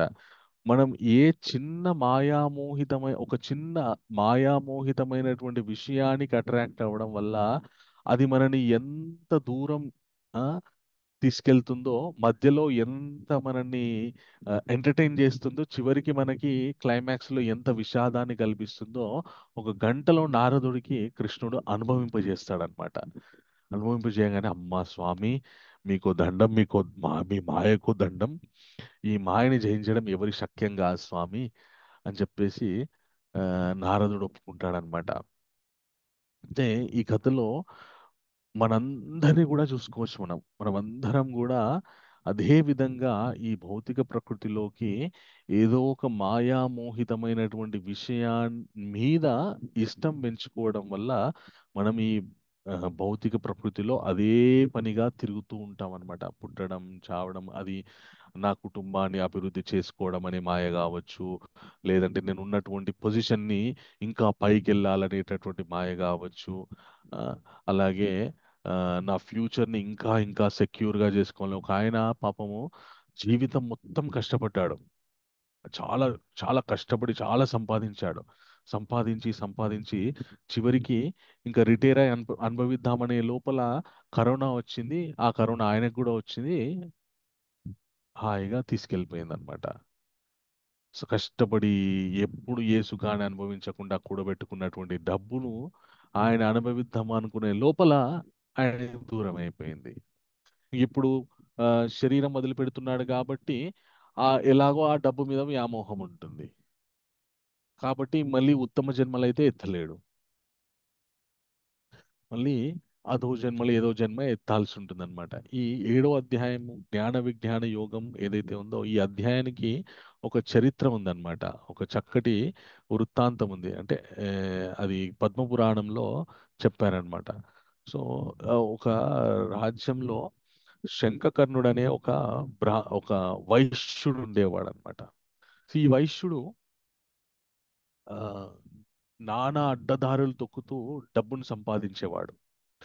అలాగే ఇతను అడ్డదారులు తొక్కుతూ సంపాదిస్తున్నటువంటి డబ్బు ఆ, తో ఆ రాజ్యంలో ఉన్నటువంటి అధికారులందరికీ విందులు వినోదాలు ఇస్తుండేవాడు అనమాట. ఎందుకంటే ఈయన అడ్డదారిలో డబ్బు సంపాదిస్తున్నాడు కాబట్టి ఆ, ఈయనకెవరు ఎదురు చెప్పకుండా ఉండాలి అంటే రాజ్యాధికారుల యొక్క అండ ఈయనకుంటే ఈయనకెవరు ఎదురు చెప్పరు. అందరికి ఈయనకు భయపడతారనే ఉద్దేశంతో పుణ్యకర్మలు ఏం చేసేవాడు కాదు. ఇక ఏమున్నా రాజ రాజ్యాధికారులకి, రాజ్యంలో ఉన్నటువంటి అధికారులకి విందులు వినోదాలు వాటికే ఖర్చు పెడుతూ ఉండేవాడు అనమాట. ఓ రోజు ఏం జరిగింది, ఇతను ఆ ఆల్రెడీ నీకు మూడు పెళ్ళిళ్ళు అయిపోయి ఉంటాయి. ఆ ముగ్గురు భార్యలకి ముగ్గురు కొడుకులు కూడా ఉంటారు. నాలుగో పెళ్లి చేసుకుందామని చెప్పేసి వేరే ఊరికి ప్రయాణం అవుతూ ఉంటారనమాట కాలినడకన. కొందరు ఆ మన బళ్ళల్లో ఆ, వెళ్తూ ఉంటారనమాట. అర అడవి ప్రాంతంలో ఒక చోట ఆ, అలసిపోయి ఆగుతారనమాట. కొద్దిగా ఏదైనా పలహారం తీసుకుందామని చెప్పేసి ఓ చెట్టు కింద ఇతను కూర్చోగానే, ఈ శంఖకర్ణుడు కూర్చోగానే ఒక్కడి నుండో నల్ల త్రాచుపాము వచ్చి ఇతన్ని కాటేస్తుంది. కాటేయగానే ఈయన శరీరాన్ని వదిలిపెట్టేస్తాడు. వదిలిపెట్టేయగానే బతికిద్దాము, వైద్యుడి దగ్గరికి తీసుకువెళ్దామనే లోపల చనిపోతాడు. అంత విష ప్రభావంతో కూడుకున్నటువంటి పాము ఈయనని కాటేస్తుంది. చనిపోయిన తర్వాత ఈయనకి అంత్యేష్టి సంస్కారం అన్ని చేసేస్తారు. పిల్లలు ఇంకా వాళ్ళ ఇంట్లోకి వెళ్ళిపోతారు. వాళ్ళ జీవితం వాళ్ళు జీవిస్తూ ఉంటారు. ఈయన ఏం జరుగుతుందంటే బతికున్నంత కాలం తీవ్రమైనటువంటి డబ్బు మాయలో పడిపోయాడు. డబ్బు సంపాదించాలి, అనుభవించాలి అనే మాయలో పడిపోయాడు. ఈయన బ్రతికున్నప్పుడు ఒక చోట గొప్ప గొప్ప నిధులని దాచిపెడతాడనమాట. వీళ్ళ ఇంటి ఆవరణలో ఒక చోట. సో అదే చోట ఒక పుట్టను ఏర్పరచుకొని ఆ పుట్టలో జీవిస్తుంటాడనమాట పాములాగా. అప్పుడు ఆయనకి పూర్వజన్మ స్మృతులు గుర్తుకొస్తాయి. అయ్యో, నా జీవితం మొత్తంలో ఎన్నడూ దాన ధర్మాలు చేయలేదు. డబ్బు మీద వ్యామోహంతో డబ్బు గురించే జీవించాను. చివరికి ఆ డబ్బును కాపాడే పామునైపోయాను. దాన్ని అనుభవించలేను. దాన్ని ఎవరైనా తీసుకుంటే అంగీకరించలేను. కేవలం దాన్ని కాపాడుతూ ఉండాలి. అంతే. జీవితం మొత్తం కూడా అలాగే గడిపాడు కాబట్టి అనుభవించడు. ఇతరులకి ఆ, ఉపయోగం ఖర్చు పెడదామంటే అంగీకరించడు. ఇతరులు తీసుకుంటే అంగీకరించడు. సో మనం చూస్తూనే ఉంటాం అన్నమాట. సమాజంలో చాలా మంది ఐటీ రైడ్స్ చేయడం వల్ల, అలాగే ఆ పలానా గవర్నమెంట్ అధికారి ఇంట్లో ఐటీ రైడ్ చేస్తే అన్ని వందల కోట్లు దొరికాయి, ఇన్ని వందల కోట్లు దొరికాయి అని చెప్పేసి ఒక్కొక్కరైతే బాత్రూమ్లలో కూడా డబ్బులు పెట్టుకుంటారు. ఆ, బంగారం పెట్టుకుంటారు. అంత దాచిపెట్టి దాచి దాచి దయ్యాల పాలు చేసే బదులు దాన్ని బతుకున్నప్పుడే చక్కగా సద్వినియోగపరుచుకుంటే వాళ్ళకి ఉపయోగపడుతుంది, సమాజానికి ఉపయోగపడుతుంది. అలాగే వాళ్ళు శరీరం వదిలిపెట్టిన తర్వాత ఆ, నరకాది బాధలు పడకుండా ఉండే విధంగా కూడా ఉపయోగపడుతుంది. ఆ జ్ఞానం ఉండదన్నమాట. ఎందుకు ఉండదంటే మాయ వల్ల ఆ జ్ఞానం దగ్గరికే వెళ్ళరు. ఆ విషయం చెప్పినా కూడా పోవయ్యా అవన్నీ ఆ పుక్కిట పురాణాలు, మూఢనమ్మకాలు, నాకు వాటి మీద నమ్మకం లేదు. అంత స్ట్రాంగ్ గా ఉంటుందన్నమాట మాయ. ఈ శంఖకర్ణుడు కూడా అదే విధంగా డబ్బుని కాపలాగాస్తున్నటువంటి పాము జన్మెత్తుతాడనమాట. ఎవరైతే తీవ్రమైనటువంటి లోభంతో డబ్బు, ఆస్తిపాస్తుల మీద చాలా చాలా ఆ, ఆసక్తితోటి, చాలా చాలా ఇష్టంతోటి, కోరికతోటి ఏ, జీవిస్తారో, శరీరం వదిలిపెట్టిన తర్వాత మళ్ళీ అదే డబ్బుని, అదే ఆస్తిపాస్తుల్ని కాపాడడానికి విష సర్పాల్లాగా, లేదంటే విషంతో ఉన్నటువంటి తేళ్లలాగా ఉండి అదే ప్రాంతాల్లో తిరుగుతూ ఉంటారనమాట. ఈయన కూడా అలాగే జన్మించాడు, కానీ ఆ శరీరంలో ఉండలేకపోతున్నాడు. పూర్వజన్మ స్మృతి వస్తుంది ఈయనకి. పూర్వజన్మ స్మృతి రానంత వరకు ఓకే. ఆ శరీరంతో తనని తాను ఐడెంటిఫై చేసుకొని ఆ శరీరం ద్వారా ఏమేమి అనుభవించాలో, మంచి మంచి ఎలుకల్ని తినడము, మంచి మంచి బల్లుల్ని తినడము, ఇవన్నీ తింటుంటాడు. కానీ ఇప్పుడు పూర్వజన్మ గుర్తుకొస్తుంది. అప్పుడేమో చక్కటి భోగభాగ్యాలు అనుభవించాడు. ఇప్పుడేమో ఆ, మన ఆ రంధ్రాల్లో తిరిగేటటువంటి ఎలుకల్ని, సుందెలుకల్ని తినాల్సినటువంటి పరిస్థితి ఏర్పడుతుంది అనమాట. సహించలేకపోతున్నాడు ఆ శరీరాన్ని. అప్పుడు తన ముగ్గురు కొడుకులకి కలలోకి వస్తాడనమాట. వచ్చి, ఒరే మీ నాన్ననరా నేను, నేను చేసినటువంటి పాపాల వల్ల పాము శరీరాన్ని ఎత్తానురా, నన్ను ఈ శరీరం నుండి విముక్తి పరచండ్రా అని చెప్పేసి వాళ్ళకి కలలో ప్రాధేయపడతాడు పిల్లలకి. ఎందుకంటే గతించినటువంటి వాళ్ళ తల్లిదండ్రులని ఎవరు ఉద్ధరించచ్చు అంటే వాళ్ళ పిల్లలే, మళ్ళీ వాళ్ళ సంతానమే. వాళ్ళకి సత్ప్రవర్తన ఉందనుకోండి, వాళ్ళే వాళ్ళ గతించినటువంటి పితరులని ఉద్ధరించే శక్తి ఉంటుందన్నమాట. ఓకే. సో అందుకే పిల్లల్ని ఎందుకు కనుమన్నారంటే, మగ పిల్లల్ని కానీ ఆడపిల్లల్ని కానీ ఎందుకు కనాలి అని చెప్పారు అంటే, ఒకవేళ మనం ఏమన్నా మంచి పనులు చేసుకోకపోతే, మన పిల్లలు ఏమన్నా సత్ప్రవర్తనతో ఉండి వాళ్ళు చేసినటువంటి ఆధ్యాత్మిక సాధనల ద్వారా, వాళ్ళు చేసినటువంటి సత్కర్మల ద్వారా మనం కూడా ఉద్ధరింపబడతామని చెప్పేసి పిల్లల్ని కనమన్నారనమాట. ఓకే. సో ఆ, అందుకే ప్రహ్లాదుడు చూసుకుంటే, ప్రహ్లాదుడు తన తండ్రి ఎంత దుర్మార్గుడైనప్పటికీ కూడా ప్రహ్లాదుడి యొక్క భక్తి వల్ల తండ్రి కూడా కాపాడబడ్డాడు. ఆ విధంగా సో వాళ్ళ పిల్లలకి కలలోకి వస్తాడు ఈ శంఖకర్ణుడు, వచ్చి ఒరే నన్ను కాపాడండి రా అని వాళ్ళ పిల్లల్ని బతిమాలితే వాళ్ళు ఏమంటారు, నాన్నగారు ఆ, సరే అంటారు. వాళ్ళు నిద్ర లేచిన తర్వాత ఇద్దరు కొడుకులు ఏదో నాన్నగారు చనిపోయారు కదా, అప్పుడప్పుడు కల్లోకి వచ్చి పలకరిస్తూ ఉంటారు అంతే అనుకుంటారు అనమాట. కానీ రెండో కొడుకు మాత్రం సీరియస్గా తీసుకుంటాడు అనమాట. తీసుకొని, ఏంటి నాన్నగారు, ఆ, ఆ, వాళ్ళ నాన్నగారు ఉన్నటువంటి వాళ్ళ ఇంటి ఆవరణలో ఉన్నటువంటి ఆ పుట్ట దగ్గరికి వెళ్తాడు అనమాట. వెళ్ళి ఆ పుట్టని తవ్వుతూ ఉంటాడు. తవ్వుతుంటే బుస్ అని ఆ పుట్టలో నుండి ఆ విషసర్పం బయటకు వస్తుంది. ఎవడరా నువ్వు నా పుట్టని తవ్వుతున్నావు అంటే, నాన్నగారండి నాన్నగారండి, మీకు మీ అబ్బాయినండి, మీ రెండో కుమారుని శివ అండి నా పేరు, మీరు నిన్న రాత్రి కల్లోకి వచ్చారు కదా కాపాడమని చెప్పేసి, అందుకే మిమ్మల్ని కాపాడదామని వచ్చాను నాన్నగారు ఉంటాడు. అనగానే, అరే నేను నన్ను కాపాడాలంటే ఆ, ఇట్లా కాదురా, నన్ను కాపాడాల్సింది ఈ పుట్ట నుండి బయటపడేయడం కాదురా, నన్ను కాపాడాలంటే నువ్వు నా గురించి గొప్ప కర్మలను ఆచరించాలిరా, నా గురించి దాన ధర్మాలు చేయరా, నాకు మంచిగా శ్రాద్ధ కర్మలు పెట్టించి నా శ్రాద్ధ కర్మల సమయంలో ఈ భగవద్గీతలోని 7వ అధ్యాయాన్ని పారాయణ చేపిరా సద్బ్రాహ్మణులతోని, ఇలాగ నా గురించి మంచి కర్మల్ని ఆచరిస్తే నేను ఉద్ధరింపబడతాను రా అనగానే, వాళ్ళ అబ్బాయి అదే విధంగా చేస్తాడు. చేసిన తర్వాత అప్పుడు వాళ్ళ నాన్నగారికి ఆ శరీరంలో నుండి విముక్తి కలుగుతుంది అనమాట. సో అయితే మనుష్యుడు ఎప్పుడైతే అసలు ఈ శరీరంలోకి నేను ఎందుకు వచ్చాను, ఈ శరీరంలో ఆ, నుండి నేను ఈ శరీరం పొందుతున్నటువంటి అవస్థల నుండి నేను ఎలా బయటపడాలి ఆ, అని ఆలోచిస్తాడో, అప్పుడు మెల్లమెల్లగా మాయాతీతమైనటువంటి విషయాలకి దగ్గర అవుతూ ఉంటాడనమాట. ఓకే. సో ఈ మాయ ఎంత దృఢమైంది అనేటటువంటి విషయము మళ్ళీ భగవంతుడు ఆ ఎందుకు దీన్ని ఆ దాటలేరు అనేటటువంటి విషయాన్ని భగవంతుడు మళ్ళీ రెండో శ్లోకంలో చెప్తారనమాట. రెండో శ్లోకం కూడా ఒకసారి పరిశీలన చేద్దాం మనం. తర్వాత 7.14 నాతో పాటు అందరూ చెప్పండి. దైవీ హేష గుణమయీ. హరే కృష్ణ. ఒక నిమిషం. ఆ, కూడా అన్మ్యూట్ చేసుకోవచ్చు మిమ్మల్ని మీరు. దైవీ హేషా గుణమయీ మమ మాయా దురత్యయా మమ మమ మాయా మాయా దురత్యయా దురత్యయా మామేవ ఏ ప్రపద్యంతో మామేవ ఏ ప్రపద్యంతే జంతే మాయామేతాం తరంతి తే. మాయామేతాం తదంతి తే. Thank you Prabhu. Thank you. Kota Usha Mataji అనువాదం చదవండి. భౌతిక హరే కృష్ణ ప్రభుజీ, హరే దండవత్ కృష్ణ. ప్రణాములు. దండత్ ప్రణాం. హరే కృష్ణ ప్రభు ధన్యవాద ప్రణామం. దండత్ ప్రణాం. కోట ఉషా మాతాజీ అనువాదం చదువుతున్నారా? చదువుతున్నాను ప్రభుజీ. చదవండి మాతాజీ. హరే కృష్ణ. భౌతిక ప్రకృతికి సంబంధించిన త్రిగుణములతో కూడిన ఈ దైవీ మాయ నిశ్చయముగా దాట సఖ్యము కానిది. కాని నన్ను శరణు పొందిన వారు దీనిని సులభంగా దాటగలుగుదురు. Hare Krishna Prabhuji, thank you.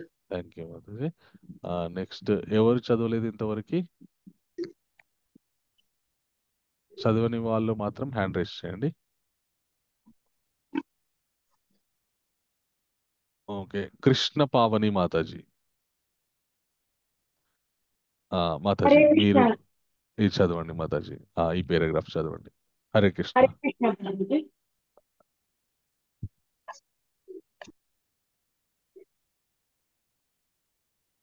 హరే కృష్ణ. కృష్ణ పవని మాతాజీ. ప్రభుజీ చదువుతున్నాను. దేవాది దేవుడైన శ్రీకృష్ణకు అసంఖ్యాకములైన దివ్యశక్తులు గలవు. ఒక్క నిమిషం. జీవులన్నీ అతని శక్తులలో భాగములైన కారణముగా మాయా భౌతిక శక్తి సంపర్కముచే వారి ఆది అయిన ఉన్నత శక్తి కప్పబడి ఉండును. ఈ విధముగా మాయాశక్తిచే కప్పబడి ఉన్నప్పుడు ఎవరునూ దాని ప్రభావం నుండి తప్పించుకునజాలరు. ఇది వరకే చెప్పబడినట్లు భౌతికములు మరియు ఆధ్యాత్మికలైన ప్రకృతులు రెండును శ్రీకృష్ణ భగవానుని నుండి ఉత్పన్నమగుచుండున నిత్యములైనటివి. జీవులు భగవాను నిత్యమైన ఉన్నత ప్రకృతిని చెందిన వారు కానీ నూన్య శక్తి అయిన ప్రకృతి సంపర్కముచే భౌతిక పదార్థ సంపర్కము వారి భ్రాంతి కూడా నిత్యమగుచున్నది. కనుకనే భక్తజీవుడు నిత్యబుద్ధుడు అని చెప్పబడుచున్నాడు. అతడు ఏ సమయంలో ఈ భౌతిక ప్రకృతి బద్ధుడైవాడని చరిత్రను కనుగొనుట ఎవరికి సాధ్యము కాదు. తత్ఫలితముగా భౌతిక ప్రకృతి శూన్యశక్తి స్వరూపము అయినను భౌతిక ప్రకృతి బంధముల నుండి జీవి విడువడుట మిక్కిలి కష్టము. ఎందుకనగా జీవుడు అధిగమింపలేనటువంటి భగవత్ సంకల్పము అనుసరించియే భౌతిక ప్రకృతి వర్తించుచున్నది. భౌతిక ప్రకృతి శూన్యమైనను శ్రీకృష్ణుని భగవానునితో సంబంధము కలిగి అతని సంకల్పమును అనుసరించి వర్తించుచున్నందున దివ్య ప్రకృతిగా ఇక్కడ వర్ణింపబడినది. న్యూనమైనను భగవానుని దివ్య సంకల్పముచే వర్తింపబడుచున్నందున భౌతిక ప్రకృతి విశ్వము యొక్క సృష్టి శృతి లయమునందు అత్యుద్భుతముగా వర్ణించుచుండును. మాయాం తు ప్రకృతి విద్యాన్ మాయినం మహేశ్వరం. మాయా అసత్యము లేదా తాత్కాలికమైనను దాని వెనుక దివ్య ఇంద్రజాలకుడైన దేవాది దేవుడు గలడు. అతడే మహేశ్వరుడు మరియు దివ్య నియామకుడు అని శ్వేతాశ్వరోపనిషత్తు 4.10 కూడా ఈ విషయమును నిర్ధారించుచున్నది. Thank you Mataji. Thank you. Hare Krishna. Pushpalata Mataji ఇది చదవండి మాతాజీ. హరే కృష్ణ. పుష్పలత మాతాజీ ఉన్నారా? హరే కృష్ణ హరే ప్రభుజీ. కృష్ణ. అదే ఇది చదవండి మాతాజీ. గుణము అను దానికి మరొక అర్థము త్రాడు. బద్ధజీవుడు మాయా అను త్రాళ్లతో గట్టిగా బంధింపబడి ఉండునని అవగతము చేసుకొనవలెను. కాళ్ళు చేతులు కట్టబడిన వ్యక్తి తనంతట తానుగా బంధముల నుండి విడిపించు కొనజాలడు. బద్ధరహితుడైన మరొకడు అతనికి సహాయం చేయవలెను. బద్ధుడైన మరొకరికి సహాయం చేయజాలడు. కనుక రక్షించువాడు బంధ విముక్తుడై ఉండవలెను. కనుక కేవలము శ్రీకృష్ణ భగవానుడు లేదా అతని ప్రతినిధి అయిన ఆధ్యాత్మిక చార్యుడు మాత్రమే బద్ధజీవుడికి బంధ విముక్తి కలిగింపగలడు. అట్టి దివ్య సహాయము లేనిదే ఎవ్వరునూ భౌతిక ప్రకృతి బంధము నుండి విముక్తిని పొందజాలరు. కృష్ణ చైతన్యము లేక భక్తియుక్త సేవ అనున్నది మానవునికి అట్టి బంధముల నుండి విముక్తి పొందేందుకు తోడ్పడగలడు. శ్రీకృష్ణ భగవానుడు మాయకు ప్రభువగుటచే బద్ధజీవుని ముక్తిని. హరే కృష్ణ. ఒక్క నిమిషం కింది చదవాలా ప్రభుజీ? చదవండి మాతాజీ. ఇక్కడ చదవండి. ముక్తిని చేయమని దాట శక్యము గాని అట్టి మాయను ఆజ్ఞాపించును. సహజముగా తన సంతానమైన జీవునిపై గల పితృవాత్సల్యము మరియు శరణాగతుడైన జీవుని పట్ల గల అవ్యాజ కృప చేతనే భగవానుడు అట్టి అట్టి ముక్తిని కలిగింపుమని ఆజ్ఞాపించును. కనుకనే శ్రీకృష్ణ భగవానుని పాదపద్మములను శరణు వేడుటయే అతి కఠినమైన భౌతిక ప్రకృతి బంధముల నుండి విముక్తి సాధించుటకు గల ఏకైక మార్గము. కింది చదవాలి ప్రభుజీ. చాలు Mataji. Ishita Mataji. Thank you Prabhuji. Welcome Mataji. Hare Krishna ప్రభు. హరే కృష్ణ మాతాజీ. కొంచెం పెద్దది పెట్టారా ప్రభు? ఒక్క నిమిషం. ఓకే, థ్యాంక్ యూ ప్రభు. హరే కృష్ణ. హరే కృష్ణ. మామేవ అను శబ్దమునకు కూడా విశేష ప్రాధాన్యము కలదు. ఇక్కడ మాం అనగా శ్రీకృష్ణుడనే విష్ణువునే అని అర్థము. దానికి బ్రహ్మ లేదా శివుడు అనే అర్థం కాదు. రుద్రాద్రుడు అత్యున్నతులైనను విష్ణు స్థాయికి కొంచెము ఇంచుమించుగా సమానమైన స్థితి ఎందున్న వారైనను మాయాబంధముల నుండి జీవునికి ముక్తిని కలిగింపజాలరు. రజస్తమో గుణావతారములకు అది సాధ్యము కాదు. మరో మాటలో బ్రహ్మము మరియు శివుడును కూడా మాయా ప్రభావమునకు లోబడి యుందురు. విష్ణువు ఒక్కడే మాయకు ప్రభువు. కనుకనే అతడు మాత్రమే బద్ధజీవునికి ముక్తిని ప్రసాదించగలడు. శ్రీకృష్ణుని అవగాహన చేసుకొనుటకు చేతనే ముక్తి లభించగలదు. తమేవ విదిత్వా అని ఉపనిషత్తు 3.8 కూడా దీనికి నిర్ధారించి తెలుపుచున్నది. ముక్తి ప్రదాత సర్వేషాం విష్ణురేవ న సంశయః. సర్వులకు ముక్తి ప్రదాత విష్ణువనుటలో ఎట్టి సందేహము లేదు అని మహాశివుడు ఈ విధముగా ఘంటాకర్ణునకు తెలిపెను. పద్మపురాణంలో 6వ స్కందము 257వ అధ్యాయం 176 శ్లోకాలు చెప్పారు. Okay, thank you Mataji, thank you. So Krishna ఇక్కడ ఇంతకుముందు మాయ వల్ల, మా త్రిగుణములతో కూడుకున్నటువంటి మాయ వల్ల మనుషులంతా మోహం పొంది ఈ ప్రకృతిలో తిరుగుతూ ఉంటారు అని చెప్పాడు. ఇప్పుడు తన యొక్క ఈ దైవీ మాయని దాటడము, అధిగమించడము, ఈ మాయ ద్వారా కట్టబడినటువంటి ఆ బంధములను విడిపించుకోవడము చాలా కష్టము. కేవలం తనని శరణు కోరితేనే, తన శరణు తీసుకుంటేనే వాళ్ళు దాని నుండి బయటపడరు. ఎందుకంటే మనకి ఉదాహరణ చెప్తున్నారు, ఎలాగైతే ఒక వ్యక్తి తను తాడు ద్వారా కట్టబడినటువంటి వ్యక్తి అలాగే ఇంకో తాడు ద్వారా కట్టబడినటువంటి ఇంకో వ్యక్తి ద్వారా అతను విడిపింపబడలేడు. ఎవరైతే ఏ తాడు ద్వారా కట్టబడి లేనటువంటి వారు మాత్రమే ఈ తాడు ద్వారా కట్టబడినటువంటి వాళ్ళని విడిపించగలడు. సో మరి ఏ బంధనాల వల్ల కట్టబడినటువంటి వ్యక్తి ఎవరు అంటే భగవంతుడు, లేదంటే ఆ భగవంతుడి యొక్క ముఖ్యమైనటువంటి భగవంతుడి యొక్క శుద్ధ భక్తుడు. వీళ్ళిద్దరికి మాత్రమే ఆ మాయ అనే తాడు ద్వారా మనం కట్టబడిన బంధనాల నుండి మనని విముక్తి చేయగలరనమాట. సో ఈ మాయకి ఇక్కడ బ్రహ్మ రుద్రాదులు కూడా ఈ మాయని కొన్నిసార్లు జయించే శక్యం కాదని చెప్పారనమాట. ఒకసారి ఏం జరుగుతుందంటే, బ్రహ్మ సృష్టిస్తూ తన శరీరంలో నుండే ఒక స్త్రీని సృష్టిస్తాడనమాట. ఆమె ఎంతో అందంగా ఉంటుందన్నమాట. ఒక క్షణకాలం పాటు బ్రహ్మకి తన శరీరంలో నుండి సృష్టింపబడినటువంటి స్త్రీని చూసి అబ్బా ఎంత అందంగా ఉంది, ఆమె మీదికి ఆమెని చూసి మోహింపబడతాడనమాట. మోహింపబడిన తర్వాత బ్రహ్మ చాలా ఆయన శరీరం మొత్తం బుద్ధితో కూడుకున్నటువంటి శరీరం కాబట్టి ఆయన వెంటనే తేరుకుంటాడు. చిచి, నా శరీరంలో నుండి ఉద్భవించినటువంటి సృష్టింపబడినటువంటి స్త్రీకి నేను మోహితున్నవడం ఏంటి అని చెప్పేసి, ఈ శరీరంలో నేను ఉండడని చెప్పేసి ఏ శరీరంతో ఆయన ఆ స్త్రీ మీద మోహింపబడ్డాడో ఆ శరీరాన్ని వదిలేస్తాడనమాట ఆయన.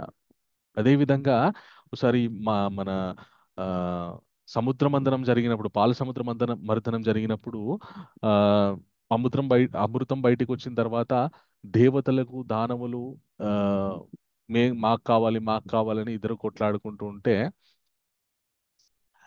దేవతల దగ్గర నుండి వీళ్ళు అసలుకి అమృత భాండాన్ని ఆ, తీసుకొని రాక్షసులంతా పారిపోతుంటారనమాట దొంగలించుకొని.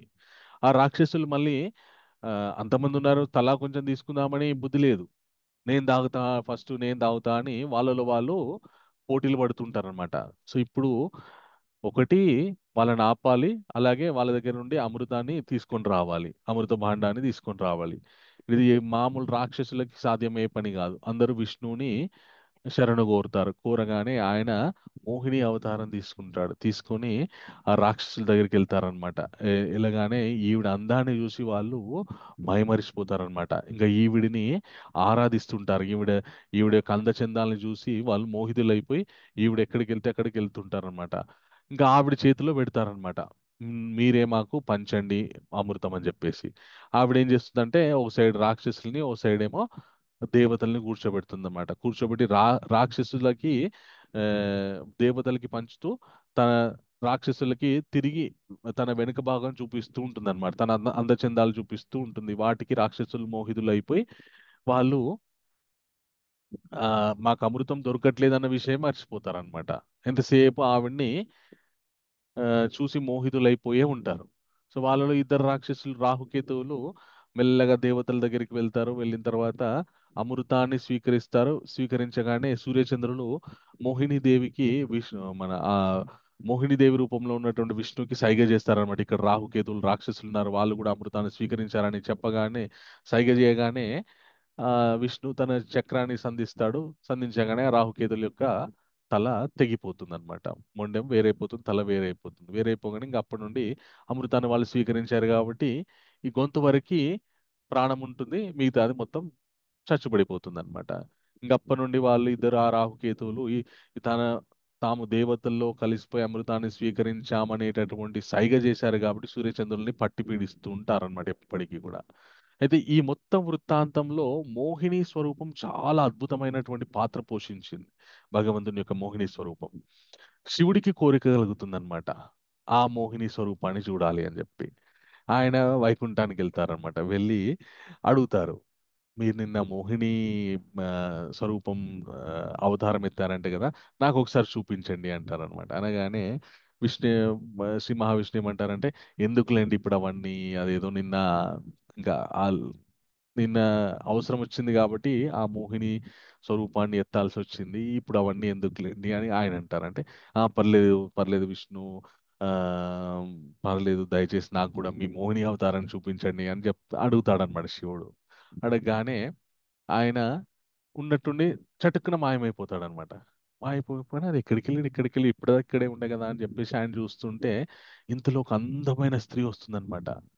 ఆవిడని చూసి శివుడు మోహితుడైపోతాడు అనమాట. మోహితుడైపోయి ఆవిడెంబలి ఆవిడ వెనకాల ఈయన పరిగెత్తుతుంటాడు అనమాట. ఆవిడ ముందెళ్తుంది, ఈయన వెనకాల వస్తుంటాడు అనమాట. ఇలా వెళ్తుంటే ఆయన శివుడి శరీరంలో ఉండి తన యొక్క వీర్యం స్ఖలనం అయిపోతుంది అనమాట. అది భూమి మీద పడిపోతుంది అనమాట. సో ఈ విధంగా భగవంతుని యొక్క మాయామోహితమైనటువంటి రూపాన్ని ఏ, తట్టుకోవడం ఎవరి వల్ల కాదనమాట. అది లీలల ద్వారా ఆ, వాటి వల్ల అద్భుతమైనటువంటి లీలలు జరిగినాయి కానీ ఆ బ్రహ్మరుద్రులు మాయకి మోహితులు అవ్వడం అనేటటువంటిది అదొక లీల. బట్ ఆయన మాయని తట్టుకోవడము ఈ బ్రహ్మరుద్రాదుల వల్ల కూడా కాదు. ఎందుకంటే ఈ లీలల్లో అది నిరూపణ జరిగిందనమాట. కాబట్టి ఆ ఈ మాయని జయించాలంటే కేవలం మనము ఆ శ్రీహరినే మనం శరణాగతి కోరితే ఆ మనము ఆ మాయని జయించేటటువంటి శక్తి, బుద్ధి, జ్ఞానాన్ని, భక్తిని మనకి ఆయన ప్రసాదిస్తారనమాట. ఏ విధంగా అయితే ఒక యజమాని దగ్గర ఒక బలిష్టమైనటువంటి కుక్క ఉందనుకోండి, ఆ మనం వాళ్ళ ఇంటికి వెళ్ళామనుకోండి, అది మన మీదకి అరుస్తుంది. కానీ యజమాని అరవద్దు అనని ఒక సైగ చేస్తే అది కామ్గా నోరు మూసుకొని దాని పని అది చేసుకుంటుంది. అదే విధంగా ఈ మాయాదేవి తన యజమానికి చాలా చాలా ఆ ఆ, గొప్ప సేవ చేసేటటువంటి గొప్ప సేవకురాలు. ఓకే. సో ఆవిడ తన నుండి ఇప్పుడు మనమందరం కూడా భగవంతుని యొక్క పిల్లలమే, ఆ ఆ, భగవంతుని యొక్క అంశలమే. ఓకే. సో మనం భగవంతుని యొక్క అంశలమే కాబట్టి భగవంతుడు మననందరినీ ఏదో విధంగా సంతోషంగా ఉండే విధంగా ఆయన ప్రయత్నం చేస్తూ ఉంటాడు. ఎప్పుడు తన దగ్గరికి రావడానికి మనకు అవకాశం ఇచ్చినా కూడా మేము రాము, మాకు అవసరం లేదు, అసలు మీరు ఎవరు, మీరు ఉన్నారా లేదా, కనపడట్లేదేంటి అని ప్రశ్నిస్తూ ఉంటాం. వితండవాదం, నాస్తికవాదం చేస్తుంటాం అన్నమాట. సో అట్లా చేస్తున్నంత కాలం ఏం జరుగుతుందంటే ఇంకా తనదైనటువంటి మాయాశక్తిలోనన్నా వీళ్ళు సుఖంగా ఉంటారేమో అని తాత్కాలికమైనటువంటి సుఖాల్ని అనుభవిస్తూ మళ్ళీ అవి లేకపోయినప్పుడైనా మళ్ళీ నన్ను గుర్తు చేసుకుంటారనే విధంగా ఈ యొక్క మాయా ప్రపంచం ఏర్పాటు చేయబడినది. సో ఇక్కడికి వచ్చిన తర్వాత కొద్దిగా సుఖం అనిపిస్తాం, మళ్ళీ అది అయిపోతుందనే అది అనుభవిస్తున్నాం, దాన్ని ఆస్వాదిస్తున్నాం అనే లోపల మళ్ళీ దుఃఖాన్ని అనుభవిస్తాం. అందుకే భగవంతుడు 5వ అధ్యాయంలో ఏం చెప్పారు? ఏహి సంస్పర్శజా భోగ దుఃఖ యోని ఏవతే ఆది అంతవంత కౌంతేయ నతేషు రమతే బుధః. ఈ భౌతిక జగత్తులో ఉన్నటువంటి ప్రతి భోగ వస్తువు ఏదైతే ఉందో దానికి ఒకటి మొదలు అంతం అనేటువంటిది ఉంది. కాబట్టి ఈ బుద్ధిమంతులు ఎవరు కూడా ఆ విషయాల జోలికి వెళ్ళి సంతోషపడరు అని అర్జునుడికి చెప్పాడు కృష్ణ. కానీ మనము చాలా మట్టికి బుద్ధి లేకుండా అయిపోయాం కాబట్టి మనం వాటి వల్ల, అంటే మీరు కాదు నాలాంటి వాడు అనమాట, బుద్ధి లేకుండా అయిపోయారు కాబట్టి సో వాటి వల్ల వాటినే సంతోషాలనుకొని మనము సంతోషపడుతున్నమాట. మరి వాటి నుండి బయటకు రావాలంటే ఒక ఉత్తముడైనటువంటి ప్రామాణికుడైనటువంటి గురువుని ఆశ్రయించడమో లేదంటే భగవద్భక్తి, ఆ గురువుని ఆశ్రయించి భగవద్భక్తి నేర్చుకోవడమో చేస్తే మాయ నుండి మనము బయటికి వచ్చే శక్తి మనకి లభిస్తుంది అనమాట. ఎలాగైతే మన ఆచార్యులు శ్రీల హరిదాస్ ఠాకూర్ వారు ఆయన ప్రతిరోజు 192 మాలల జపం చేస్తుండేవారు. ఆయన్ని ఒక స్త్రీ మోహించడానికి వచ్చినా కూడా ఆయన అమ్మ తల్లి నా జపం అయిపోయిన తర్వాత ఇద్దరం కలిసి రమిద్దామని చెప్పేసి చెప్తాడనమాట. ఆవిడ ఈయన జపం అయిపోతుందామని ఆవిడ వెయిట్ చేస్తుంది, ఈయన జపం అయిపోదు, ఆవిడ పడుకుంటుంది. ఆవిడ పడుకున్న తర్వాత ఈయన జపం అయిపోయి గంట సేపు పడుకుంటాడు, మళ్ళీ లేచి మళ్ళీ జపం చేస్తున్నాడు. ఆవిడ లేచేసరికి మళ్ళీ ఈయన జపం చేస్తూ ఉంటాడు. ఇట్లా కొన్ని రోజులు ఆవిడ ఈయన గురించి వెయిట్ చేస్తుంది, ఆ, కానీ ఈయన జపం మాత్రం అయిపోదు. చివరికి ఏం చేస్తుందంటే ఆవిడ ఈయనతోని ఉన్నంత ఈ మహా వైష్ణవుడు కాబట్టి ఈయన సాంగత్యంలో కొద్ది కాలం గడిపింది కాబట్టి ఆవిడ కూడా జపం చేయాలనే ప్రేరణ కలుగుతుంది. ఇంకా ఇంకా మీరు ఎట్లాగో నాతోని మీరు శరీర సౌఖ్యాన్ని కోరుకోవట్లేదు, నాకు కూడా టైం పాస్ అవ్వట్లేదు, దయచేసి మీరు ఏదో మంత్ర జపం చేస్తున్నారు కదా, నాది కూడా చెప్పండి, నేను కూడా చేస్తా అని చెప్పేసి ఆవిడ కూడా జపం చేయడం మొదలుపెట్టి ఆవిడ కూడా మహాభక్తురాలు అయిపోతుంది అనమాట. ఇలాగా మనం ఈ మాయాశక్తి నుండి బయటపడడం అనేటువంటిది మహామహాజనులకే, మహాత్ములకే సాధ్యం కాదు. అలాంటిది మన వల్ల ఏమవుతుంది? అందుకే భగవంతుడు ఇక్కడ ఆయన క్లూ చెప్తున్నారనమాట. ఈ దైవీ మాయని అధిగమించడం మీ వల్ల కాదు. దైవీ ఏషా మమ మాయా దురత్యే మామేవయే ప్రపద్యంతే మాయామేతాం తరంతితే. ఇది నా శక్తి నుండి త- అధిగమించడం మీ వల్ల కాదు. మళ్ళీ నా శరణు కోరితేనే దాన్ని అధిగమించే శక్తిని నేను ఇస్తానని చెప్పేసి భగవంతుడు చెప్తున్నాడు. మరి ఆ అధిగమించే శక్తి ఎవరు? భగవంతుడు ఇచ్చేటటువంటి అధిగమించే శక్తి ఎవరు? ఆవిడే భగవంతుని యొక్క ఆంతరింగిక శక్తి, శ్రీమతి రాధారాణి. సో ఆవిడ్ని మనం ఆశ్రయిస్తే మెల్లమెల్లగా ఈ మాయా మోహి మోహం నుండి మనము ఆ మురారి భక్తిలోకి మనం ప్రవేశిస్తామన్నమాట. సో అది త్రిగుణములతో కూడుకున్నటువంటి మాయామోహితమైనటువంటి ఈ ప్రకృతిలో మనము ఆ మాయ ద్వారా ప్రతినిత్యం మోహితులం అవుతూనే ఉంటాము. అది ఒకటి మనం ఈరోజు తెలుసుకున్నాము. ఆ, ఎంత స్ట్రాంగ్ గా ఉంటుంది మాయ అనేటువంటి విషయాల్ని మనము తెలుసుకున్నాం. గొప్ప గొప్ప వాళ్ళే ఆ మాయ ముంద నిలదొక్కుకోలేకపోయారు అని తెలుసుకున్నాము. ఆ తర్వాత మరి అంత శక్తివంతమైనటువంటి మాయా ప్రభావం నుండి మనం బయటపడాలి అంటే మళ్ళీ ఆ మాయా శక్తి కంటే అతీతమైనటువంటి భగవత్ శక్తిని మనం శరణు కోరితే ఆ మాయా శక్తి నుండి మనం బయటపడేటటువంటి శక్తి మనకు వస్తుంది అనేటటువంటి విషయాన్ని మనము 7వ అధ్యాయం 13, 14 శ్లోకాల్లో ఈరోజు తెలుసుకున్నాము. రేపు ఇంకా ఆ ఒకవేళ భగవంతుని యొక్క శరణు కోరపోతే ఏం జరుగుతుంది అనేటటువంటి విషయాన్ని తెలుసుకుందాం. Okay, so Hare Krishna. So ఇప్పుడు ఎవరికైనా ప్రశ్నలు ఉంటే అడగవచ్చు. హరే కృష్ణ. హరే కృష్ణ. శుభ మాతాజీ, నమస్కారం. Thank you for wonderful session Prabhuji. Hare thank you Krishna. అండి. హరే హరే కృష్ణ. కృష్ణ ప్రభుజీ, హరే కృష్ణ. ధన్యవాదం. చాలా ధన్యవాదాలు. హరే చాలా కృష్ణ ప్రభుజీ. ఎవరికైనా ప్రశ్నలు ఉన్నాయా? హరే కృష్ణ ప్రభుజీ. హరే కృష్ణ ప్రభుజీ, దండవత్ ప్రణామం. దండవత్ ప్రణామం. ఎవరికి ఏం ప్రశ్నలు లేవా? Thank you Prabhuji. హరే కృష్ణ, దండవత్ ప్రణామం. Thank you very much. అంత లేదు బాగా ప్రభుజీ, బాగా అర్థమైంది ప్రభుజీ, ప్రభుజీ. ఏమీ డౌట్ లేవు ప్రభుజీ. శోభా హరే మాతాజీ, కృష్ణ ప్రభుజీ, దండవత్ ప్రణామ్. దండవత్ ప్రణామం. మీకు ప్రశ్న ఉందా? హరే కృష్ణ ప్రభుజీ, దండవాద ప్రణామం. ఇంత మనకి ఇది మాయా అనేసి ఇంత తెలిసి అంటే మనం హౌ డు ప్రభుజీ, నేను ఐ ట్రై. ఓకే, నేను ట్రై చేస్తాను అడగనికి. Tell in English also. You ask in English also, no problem. అది నాకు I'm not able to put it in proper, I'm not able to frame the question. అది problem వచ్చింది అక్కడ. అంటే మాయా అని తెలుసు, మొత్తం జరుగుతున్నది whatever we are seeing, whatever happening, ఇదంతా ఇల్యూషన్, మాయా అని తెలిసి కూడా ఇదే మనలో అంటే ఇప్పుడు మనకు తెలుసు ఈశ్వర నామస్మరణ చేయాలి, హరే కృష్ణ మహామంత్ర చెప్పాలి, మనం అది నేర్చుకోవాలి, అందులో ఉండాలి, ఇది ఇది మనకి తాత్కాలికమేను, ఇది పర్మనెంట్ కాదు, ఇవన్నీ తెలిసి కూడా ఎందుకు మనం భావోద్వేగాల్లోకి వెళ్ళిపోతాం ప్రభుజీ? మరి ఒక్కొక్కసారి అంటే కొంతమంది ఉంటారు కదా, మనల్ని స్ట్రాంగ్ గా ఇన్ఫ్లుయెన్స్ చేసే వాళ్ళు ఉంటారు. Maybe like our own blood relatives అనే అనుకోండి. పోనీ మనం వినంగానే వెంటనే నన్ను ఇంత మాట అంటుందా, నన్ను అలా అంటుందా, అలా ఎందుకు అలా భావోద్వేగాల్లోకి వెళ్ళిపోతాం మనం? Nice question Mataji. ఇది ఎలా ఉంటుంది అంటే, alcohol is prohibited, alcohol is injurious to health అన్నా కూడా తాగేస్తుంటారు మనుషులు. తెలిసి చదివి కూడా తాగేస్తుంటారు. ఓకే, ఎందుకు అంటే దాని ద్వారా వచ్చేటటువంటి తాత్కాలికమైనటువంటి ఆనందానికి ఎక్కువ అట్రాక్ట్ అయిపోయారనమాట. మనమందరం కూడా దాని నుండి వచ్చేటటువంటి ఏ విషయమైనా, అది భావోద్వేగం కావచ్చు, లేదంటే ఇంకేదైనా భోగ వస్తువు కావచ్చు, దాన్ని అనుభవిస్తున్నప్పుడు, దాంతో సాంగత్యంలో ఉన్నప్పుడు ఉద్భవించేటటువంటి ఆనందానికి ఎక్కువ అట్రాక్ట్ అయిపోయామన్నమాట. ఎందుకంటే మన జీవితంలో అంతకంటే మించినటువంటి ఆనందాన్ని మనం చవి చూడలేదు. దానికంటే మించినటువంటి ఆనందాన్ని మనం చవి చూస్తుంటే ఇదెంత,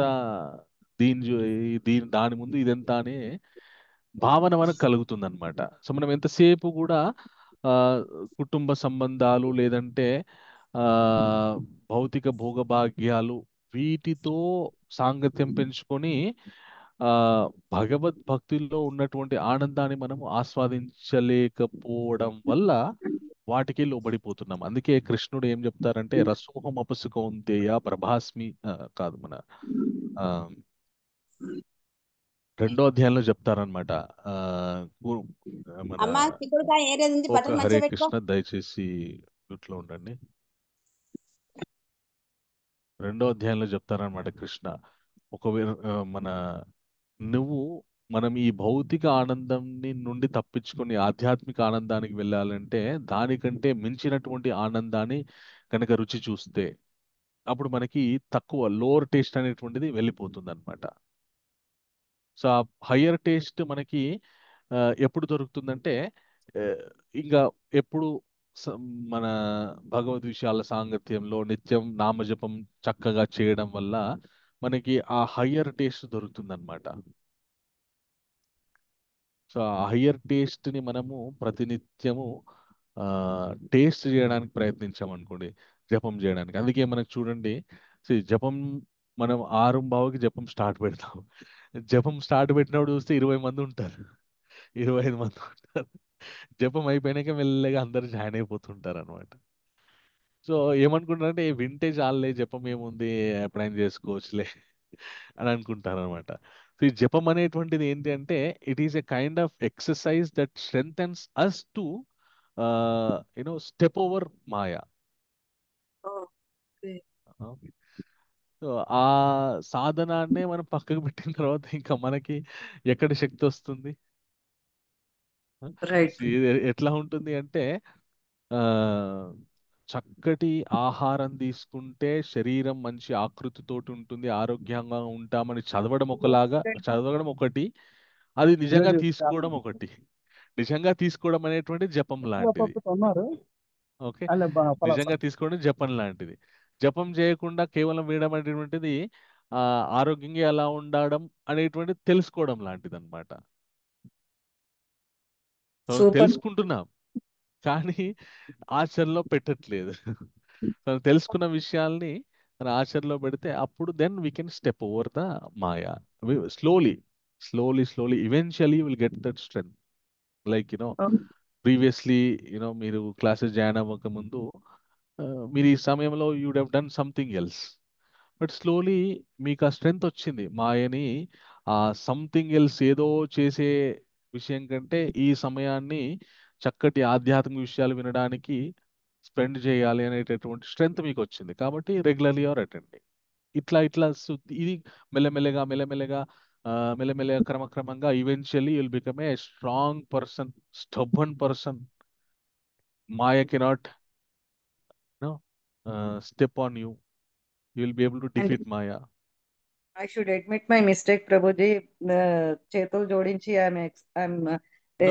asking it's from the senior Vaishnavites along, including you. నేను పెద్ద అంటే రెగ్యులర్ గా క్లాసెస్ అటెండ్ అవ్వలేకపోతున్నాను due to some Oh, reason. And also okay. మధ్య కొంచెం ఒక స్టెప్ వెనక్కి కూడా వెళ్ళిపోయాను ప్రభుజీ. వన్ మాల కూడా చేయట్లేదు. I'm feeling very guilty on that actually. Okay. Please do, Mataji. So you keep attending classes. Maybe sometimes ఎవరికి సాధ్యం it is not that నేను ఈ శ్లోకాన్ని ఈ రోజు ఈ 7వ అధ్యాయాన్ని కొన్ని వందల సార్లు చదివిన. Still, I am also a victim of Maya. Because కొన్ని సార్లు నేను కూడా నా సాధన తప్పుతూ ఉంటుంది. అనుకునే it could be because of family responsibilities or because of family emotions, because of something. So what I do is I take association of Vaishnavas whenever I get time, so that again I will come back. వింటున్నాను ప్రభుజీ, వినడం అయితే వింటాను కానీ ఇట్లా అంటే participative గా attentive I mean like video of చేసేసుకొని mute పెట్టేసుకొని వినడం అలా జరుగుతుంటుంది. పార్టిసిపేటివ్ గా అంటే like interactive sessions so interactive గా ఉండట్లేదు. I feel I'm pulled somewhere. ఎక్కడ వెనక్కి లాగుతుందా ఏంటి, నేను ఎక్కడ ఉన్నాను అనేది ఐ ఫీల్ లైక్ ఒక నడిసముద్రంలో నావలాగా అనిపిస్తుంది ఒక్కొక్కసారి. అందుకే చాంటింగ్ మన నచ్చకపోయినా కూడా చేయాల్సినటువంటి పని ఏంటంటే చాంటింగ్ అనేది అయ్యో నచ్చకపోవడం అనేది అయ్యో అలాంటి చెప్తున్నాను. నో బికాస్ కొన్నిసార్లు ఎలా ఉంటుందంటే మనకి ఆ ఇంట్రెస్ట్ టేస్టే రాదనమాట. చాంటింగ్ చేయాలంటే అబ్బా ఏం చేస్తాబ్బా అని ఆ బద్ధకము ఆ ఏదో మనం లాగేస్తుంది అనమాట చేయకుండా ఉండడానికి. అయినా సరే చెయ్యాలి అని చెప్పేసి, ఎలాగైతే మనకి 3 పూటలు తినడం అలవాటైంది అనుకోండి, ఆకలి ఎక్కువైపోయినా సరే 3 పూట తినే అలవాటు ఉంది కాబట్టి తినేస్తాం మనం. ఆ విధంగా ఆ చెయ్యాలని అనిపించకపోయినా కూడా ప్రయత్నం చేద్దాం, ఎలాగోలాగా చేద్దామని చేసినాం అనుకోండి. ఎందుకంటే నామ్నామకారి బహుదా నిజ సర్వసు రూప. ఆ భగవన్ నామానికి ఆయనకి అభేదం కాబట్టి ఆయన నామం మనకు నోట్లో నానుతున్నంత సేపు మనం ఆయనకి దగ్గరగా ఉంటాం, ఆయన సాంగత్యంలో ఉంటాం. కాబట్టి సంహౌ కొన్నిసార్లు మనము మాయ ప్రభావం నుండి బయటపడే అవకాశం ఉంటుంది. Okay, yes Prabhuji. Thank you Prabhuji, thank you so much. Hare Krishna, dandavat welcome. Pranam. Thank you Mataji. Hare Krishna. Sai Lalitha Mataji, మీ ప్రశ్న ఏంటి? హరే కృష్ణ ప్రభుజీ. ప్రశ్న హరే ఏంటి? కృష్ణ ఈరోజు మా బాబు బర్త్డే, మీ ఓ విషెస్ ఏంటి? తప్పకుండా బాబేడి. హరే కృష్ణ. ఏం పేరు Mataji? Advait Prabhuji. Oh wow, Advait. Happy Hare Krishna Krishna conscious birthday. So let us chant one Hare Krishna Mahamantra blessing Advait Prabhu. Hare Krishna Krishna Krishna Hare Hare Hare Ram Ram Ram Hare Hare. Advait నువ్వు మంచిగా మార్కులు సంపాదించుకోవాలని, మీ మమ్మీ డాడీ మాట వినాలని, Krishna blessings always నీకు ఉండాలని we are wishing. Okay, happy birthday. ఇది చాలా cute. Last year అంటే సాయిలత మాతాజీ ఇక్కడే ఉంటారు బెంగళూరులో. ఓ ఓయ్ గ్రేట్. చిన్నవా చాలా క్యూట్ గా ఉంటాడు వీడు. Very good, thank you. Happy Krishna conscious birthday Advait. Thank you Mataji. Thank you Pavani Mataji, మీకు ప్రశ్న ఉందా? హరే కృష్ణ ప్రభుజీ, దండవత్ హరే ప్రణామ్. కృష్ణ, దండత్ ప్రణామ్. యాక్చువల్ గా ఇప్పుడు మీరు చెప్పిన దాని ప్రకారం మాయా మోహితులు అవడం వల్ల మనం జన్మలు తీసుకుంటాం కదా ప్రభుజీ. ఎస్ మాతాజీ. కాకపోతే నా మెయిన్ డౌట్ ఏంటంటే ఫస్ట్ సృష్టి జరిగినప్పుడు లైక్ మనం ఎప్పుడైతే అనుకున్నా కారణోదక సాయి, గర్భోదక సాయి, క్షీరోదక సాయి అలా చేసినప్పుడు ఫస్ట్ హ్యూమన్సే సృష్టించారా లేకపోతే ఈ అన్ని జీవరాశులు? ఎందుకంటే మనము చదివిన దాని ప్రకారం మనం చేసే కర్మానుసారం గుణాల ప్రకారం త్రిగుణాల గుణంగా 84 లక్షల జీవరాశులు ఉండొచ్చు అని. సో అవును మనకు వచ్చేసి మనుషుల వరకు చాతుర్వర్ణ్యం చెప్తున్నారు. సో అవును. నా డౌట్ ఫస్ట్ సృష్టి స్టార్టింగ్ లోనే యానిమల్స్ అనేవి కూడా లైక్ మనం ఇప్పుడు తీసుకుంటే ఆ క్రిములు, జీవాలు, పాకేవి, ఎగిరేవి ఇలా ఇన్ని వస్తాయి కదా ప్రభుజీ. ఇవన్నీ కూడా సృష్టి స్టార్టింగ్ లోనే ఉన్నాయా? లేదు అంటే జీవిగా మనం జీవితం తీసుకొని మన కర్మాను ప్రకారం వాటి కింద తయారయ్యామా? Okay, very good. Okay, so 84 లక్షల జీవరాశులు అనేటువంటి సృష్టి జరగాలని already it is scripted. Okay, so ఎప్పుడైతే కల్పాంతరమైన తర్వాత మళ్ళీ ఆ, సృష్టి ప్రారంభం జరుగుతుందో, మళ్ళీ బ్రహ్మ గర్భోదక సాయి విష్ణు నాభి నుండి ఆవిర్భావం జరిగి ఆయన తపస్సు చేసి సృష్టిని సృష్టించేటటువంటి శక్తి పొందిన తర్వాత ఆయన మెల్లమెల్లగా సృష్టించడం స్టార్ట్ చేస్తాడనమాట. మొట్టమొదట సప్త ఋషులని, దేవతలని, ప్రజాపతులని ఇలాగా సృష్టిస్తాడనమాట.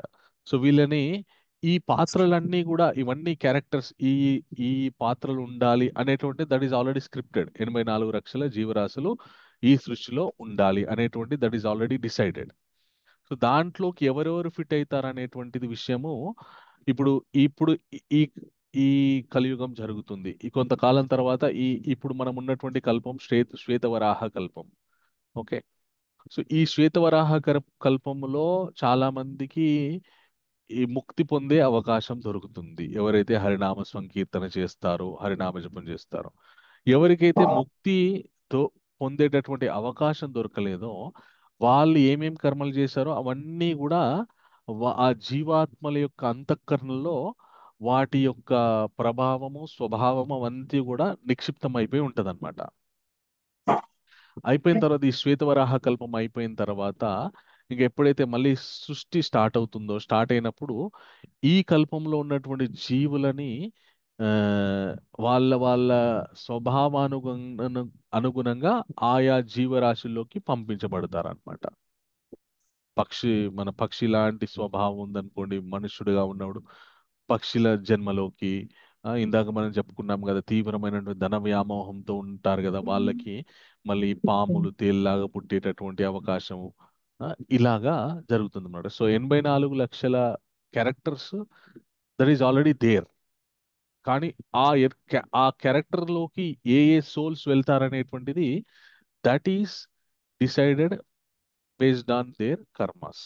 ఓకే, సో ఎలా ఉంటుందంటే మీరు ల్యాప్టాప్లో ఎంతో డేటా సేవ్ చేశారనుకోండి.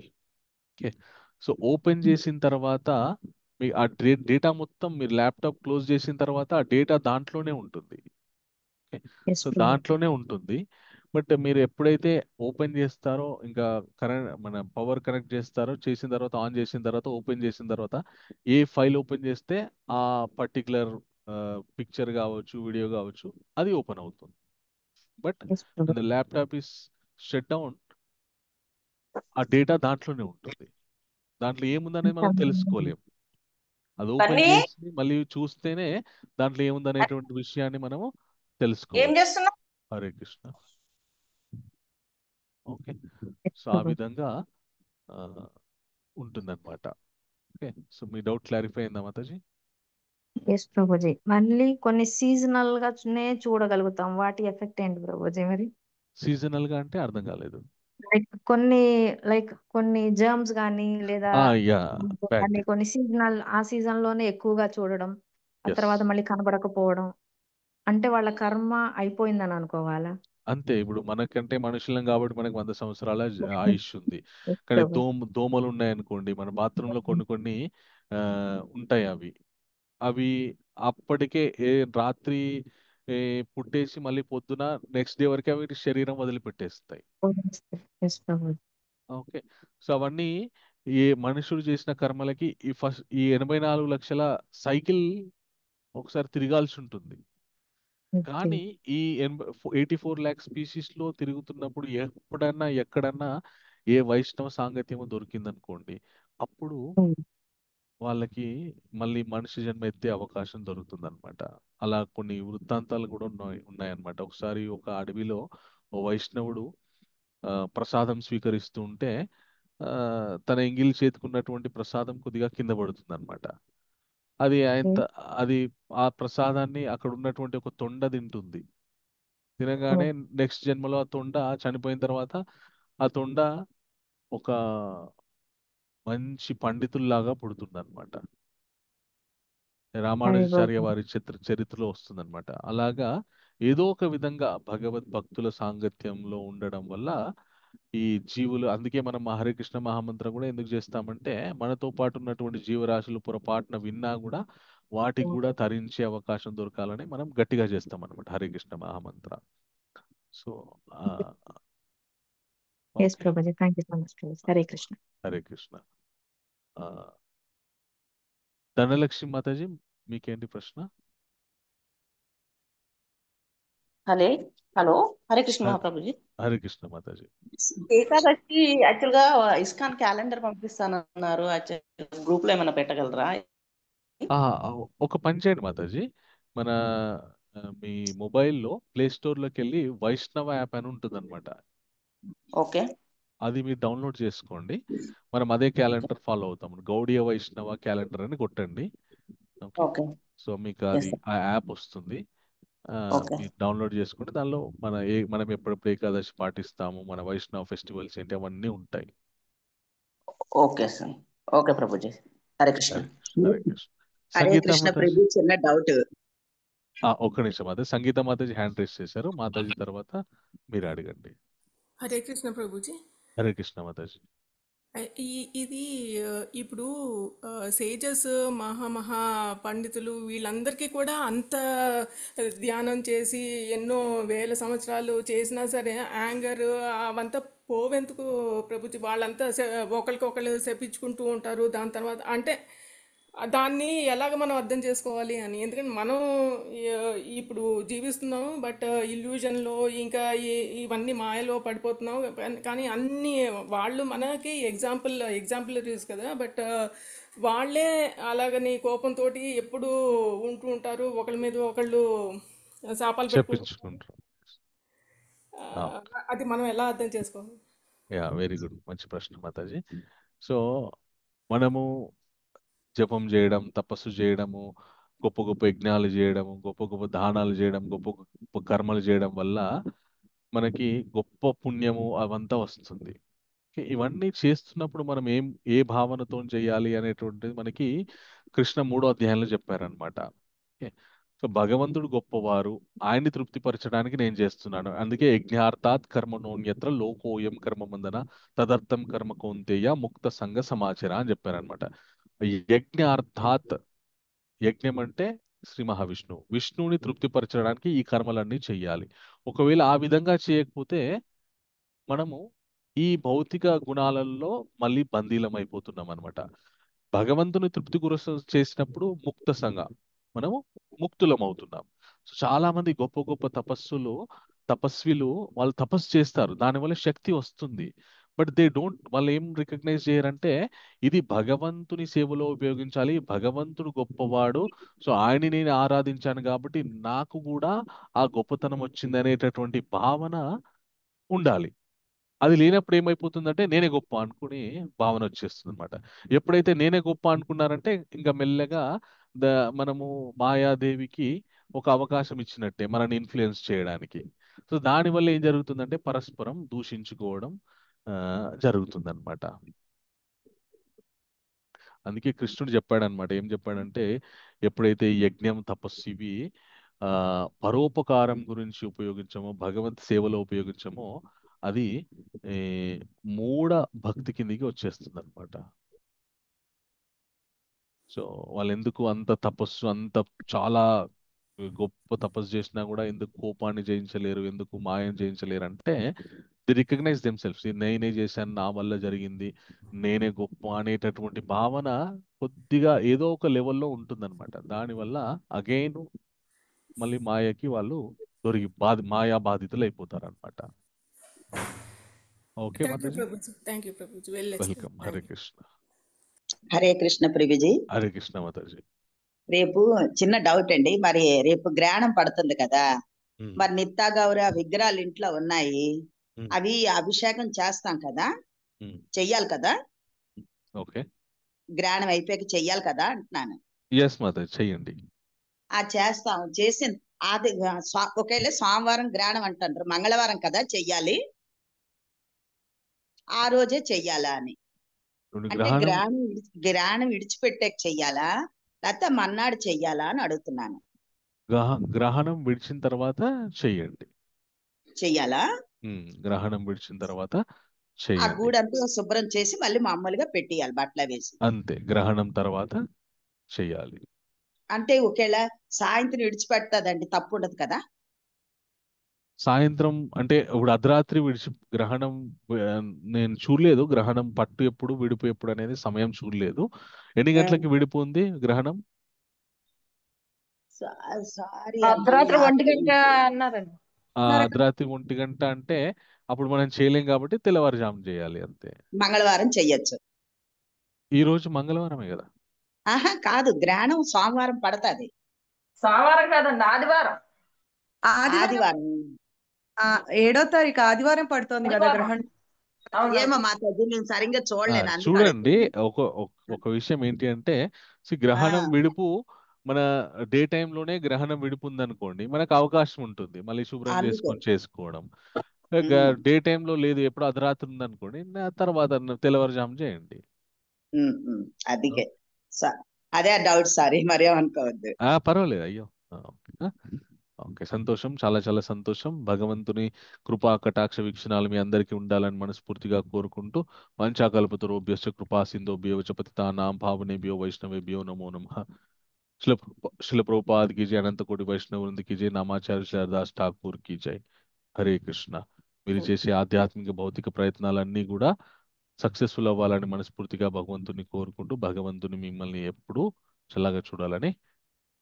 హరే కృష్ణ హరే కృష్ణ కృష్ణ కృష్ణ హరే హరే, హరే రామ రామ రామ హరే హరే హరే రామ హరే రామ. హరే కృష్ణ. హరే కృష్ణ ప్రభుజీ, దండ ప్రణామాలు. దండ ప్రణామం. హరే కృష్ణ.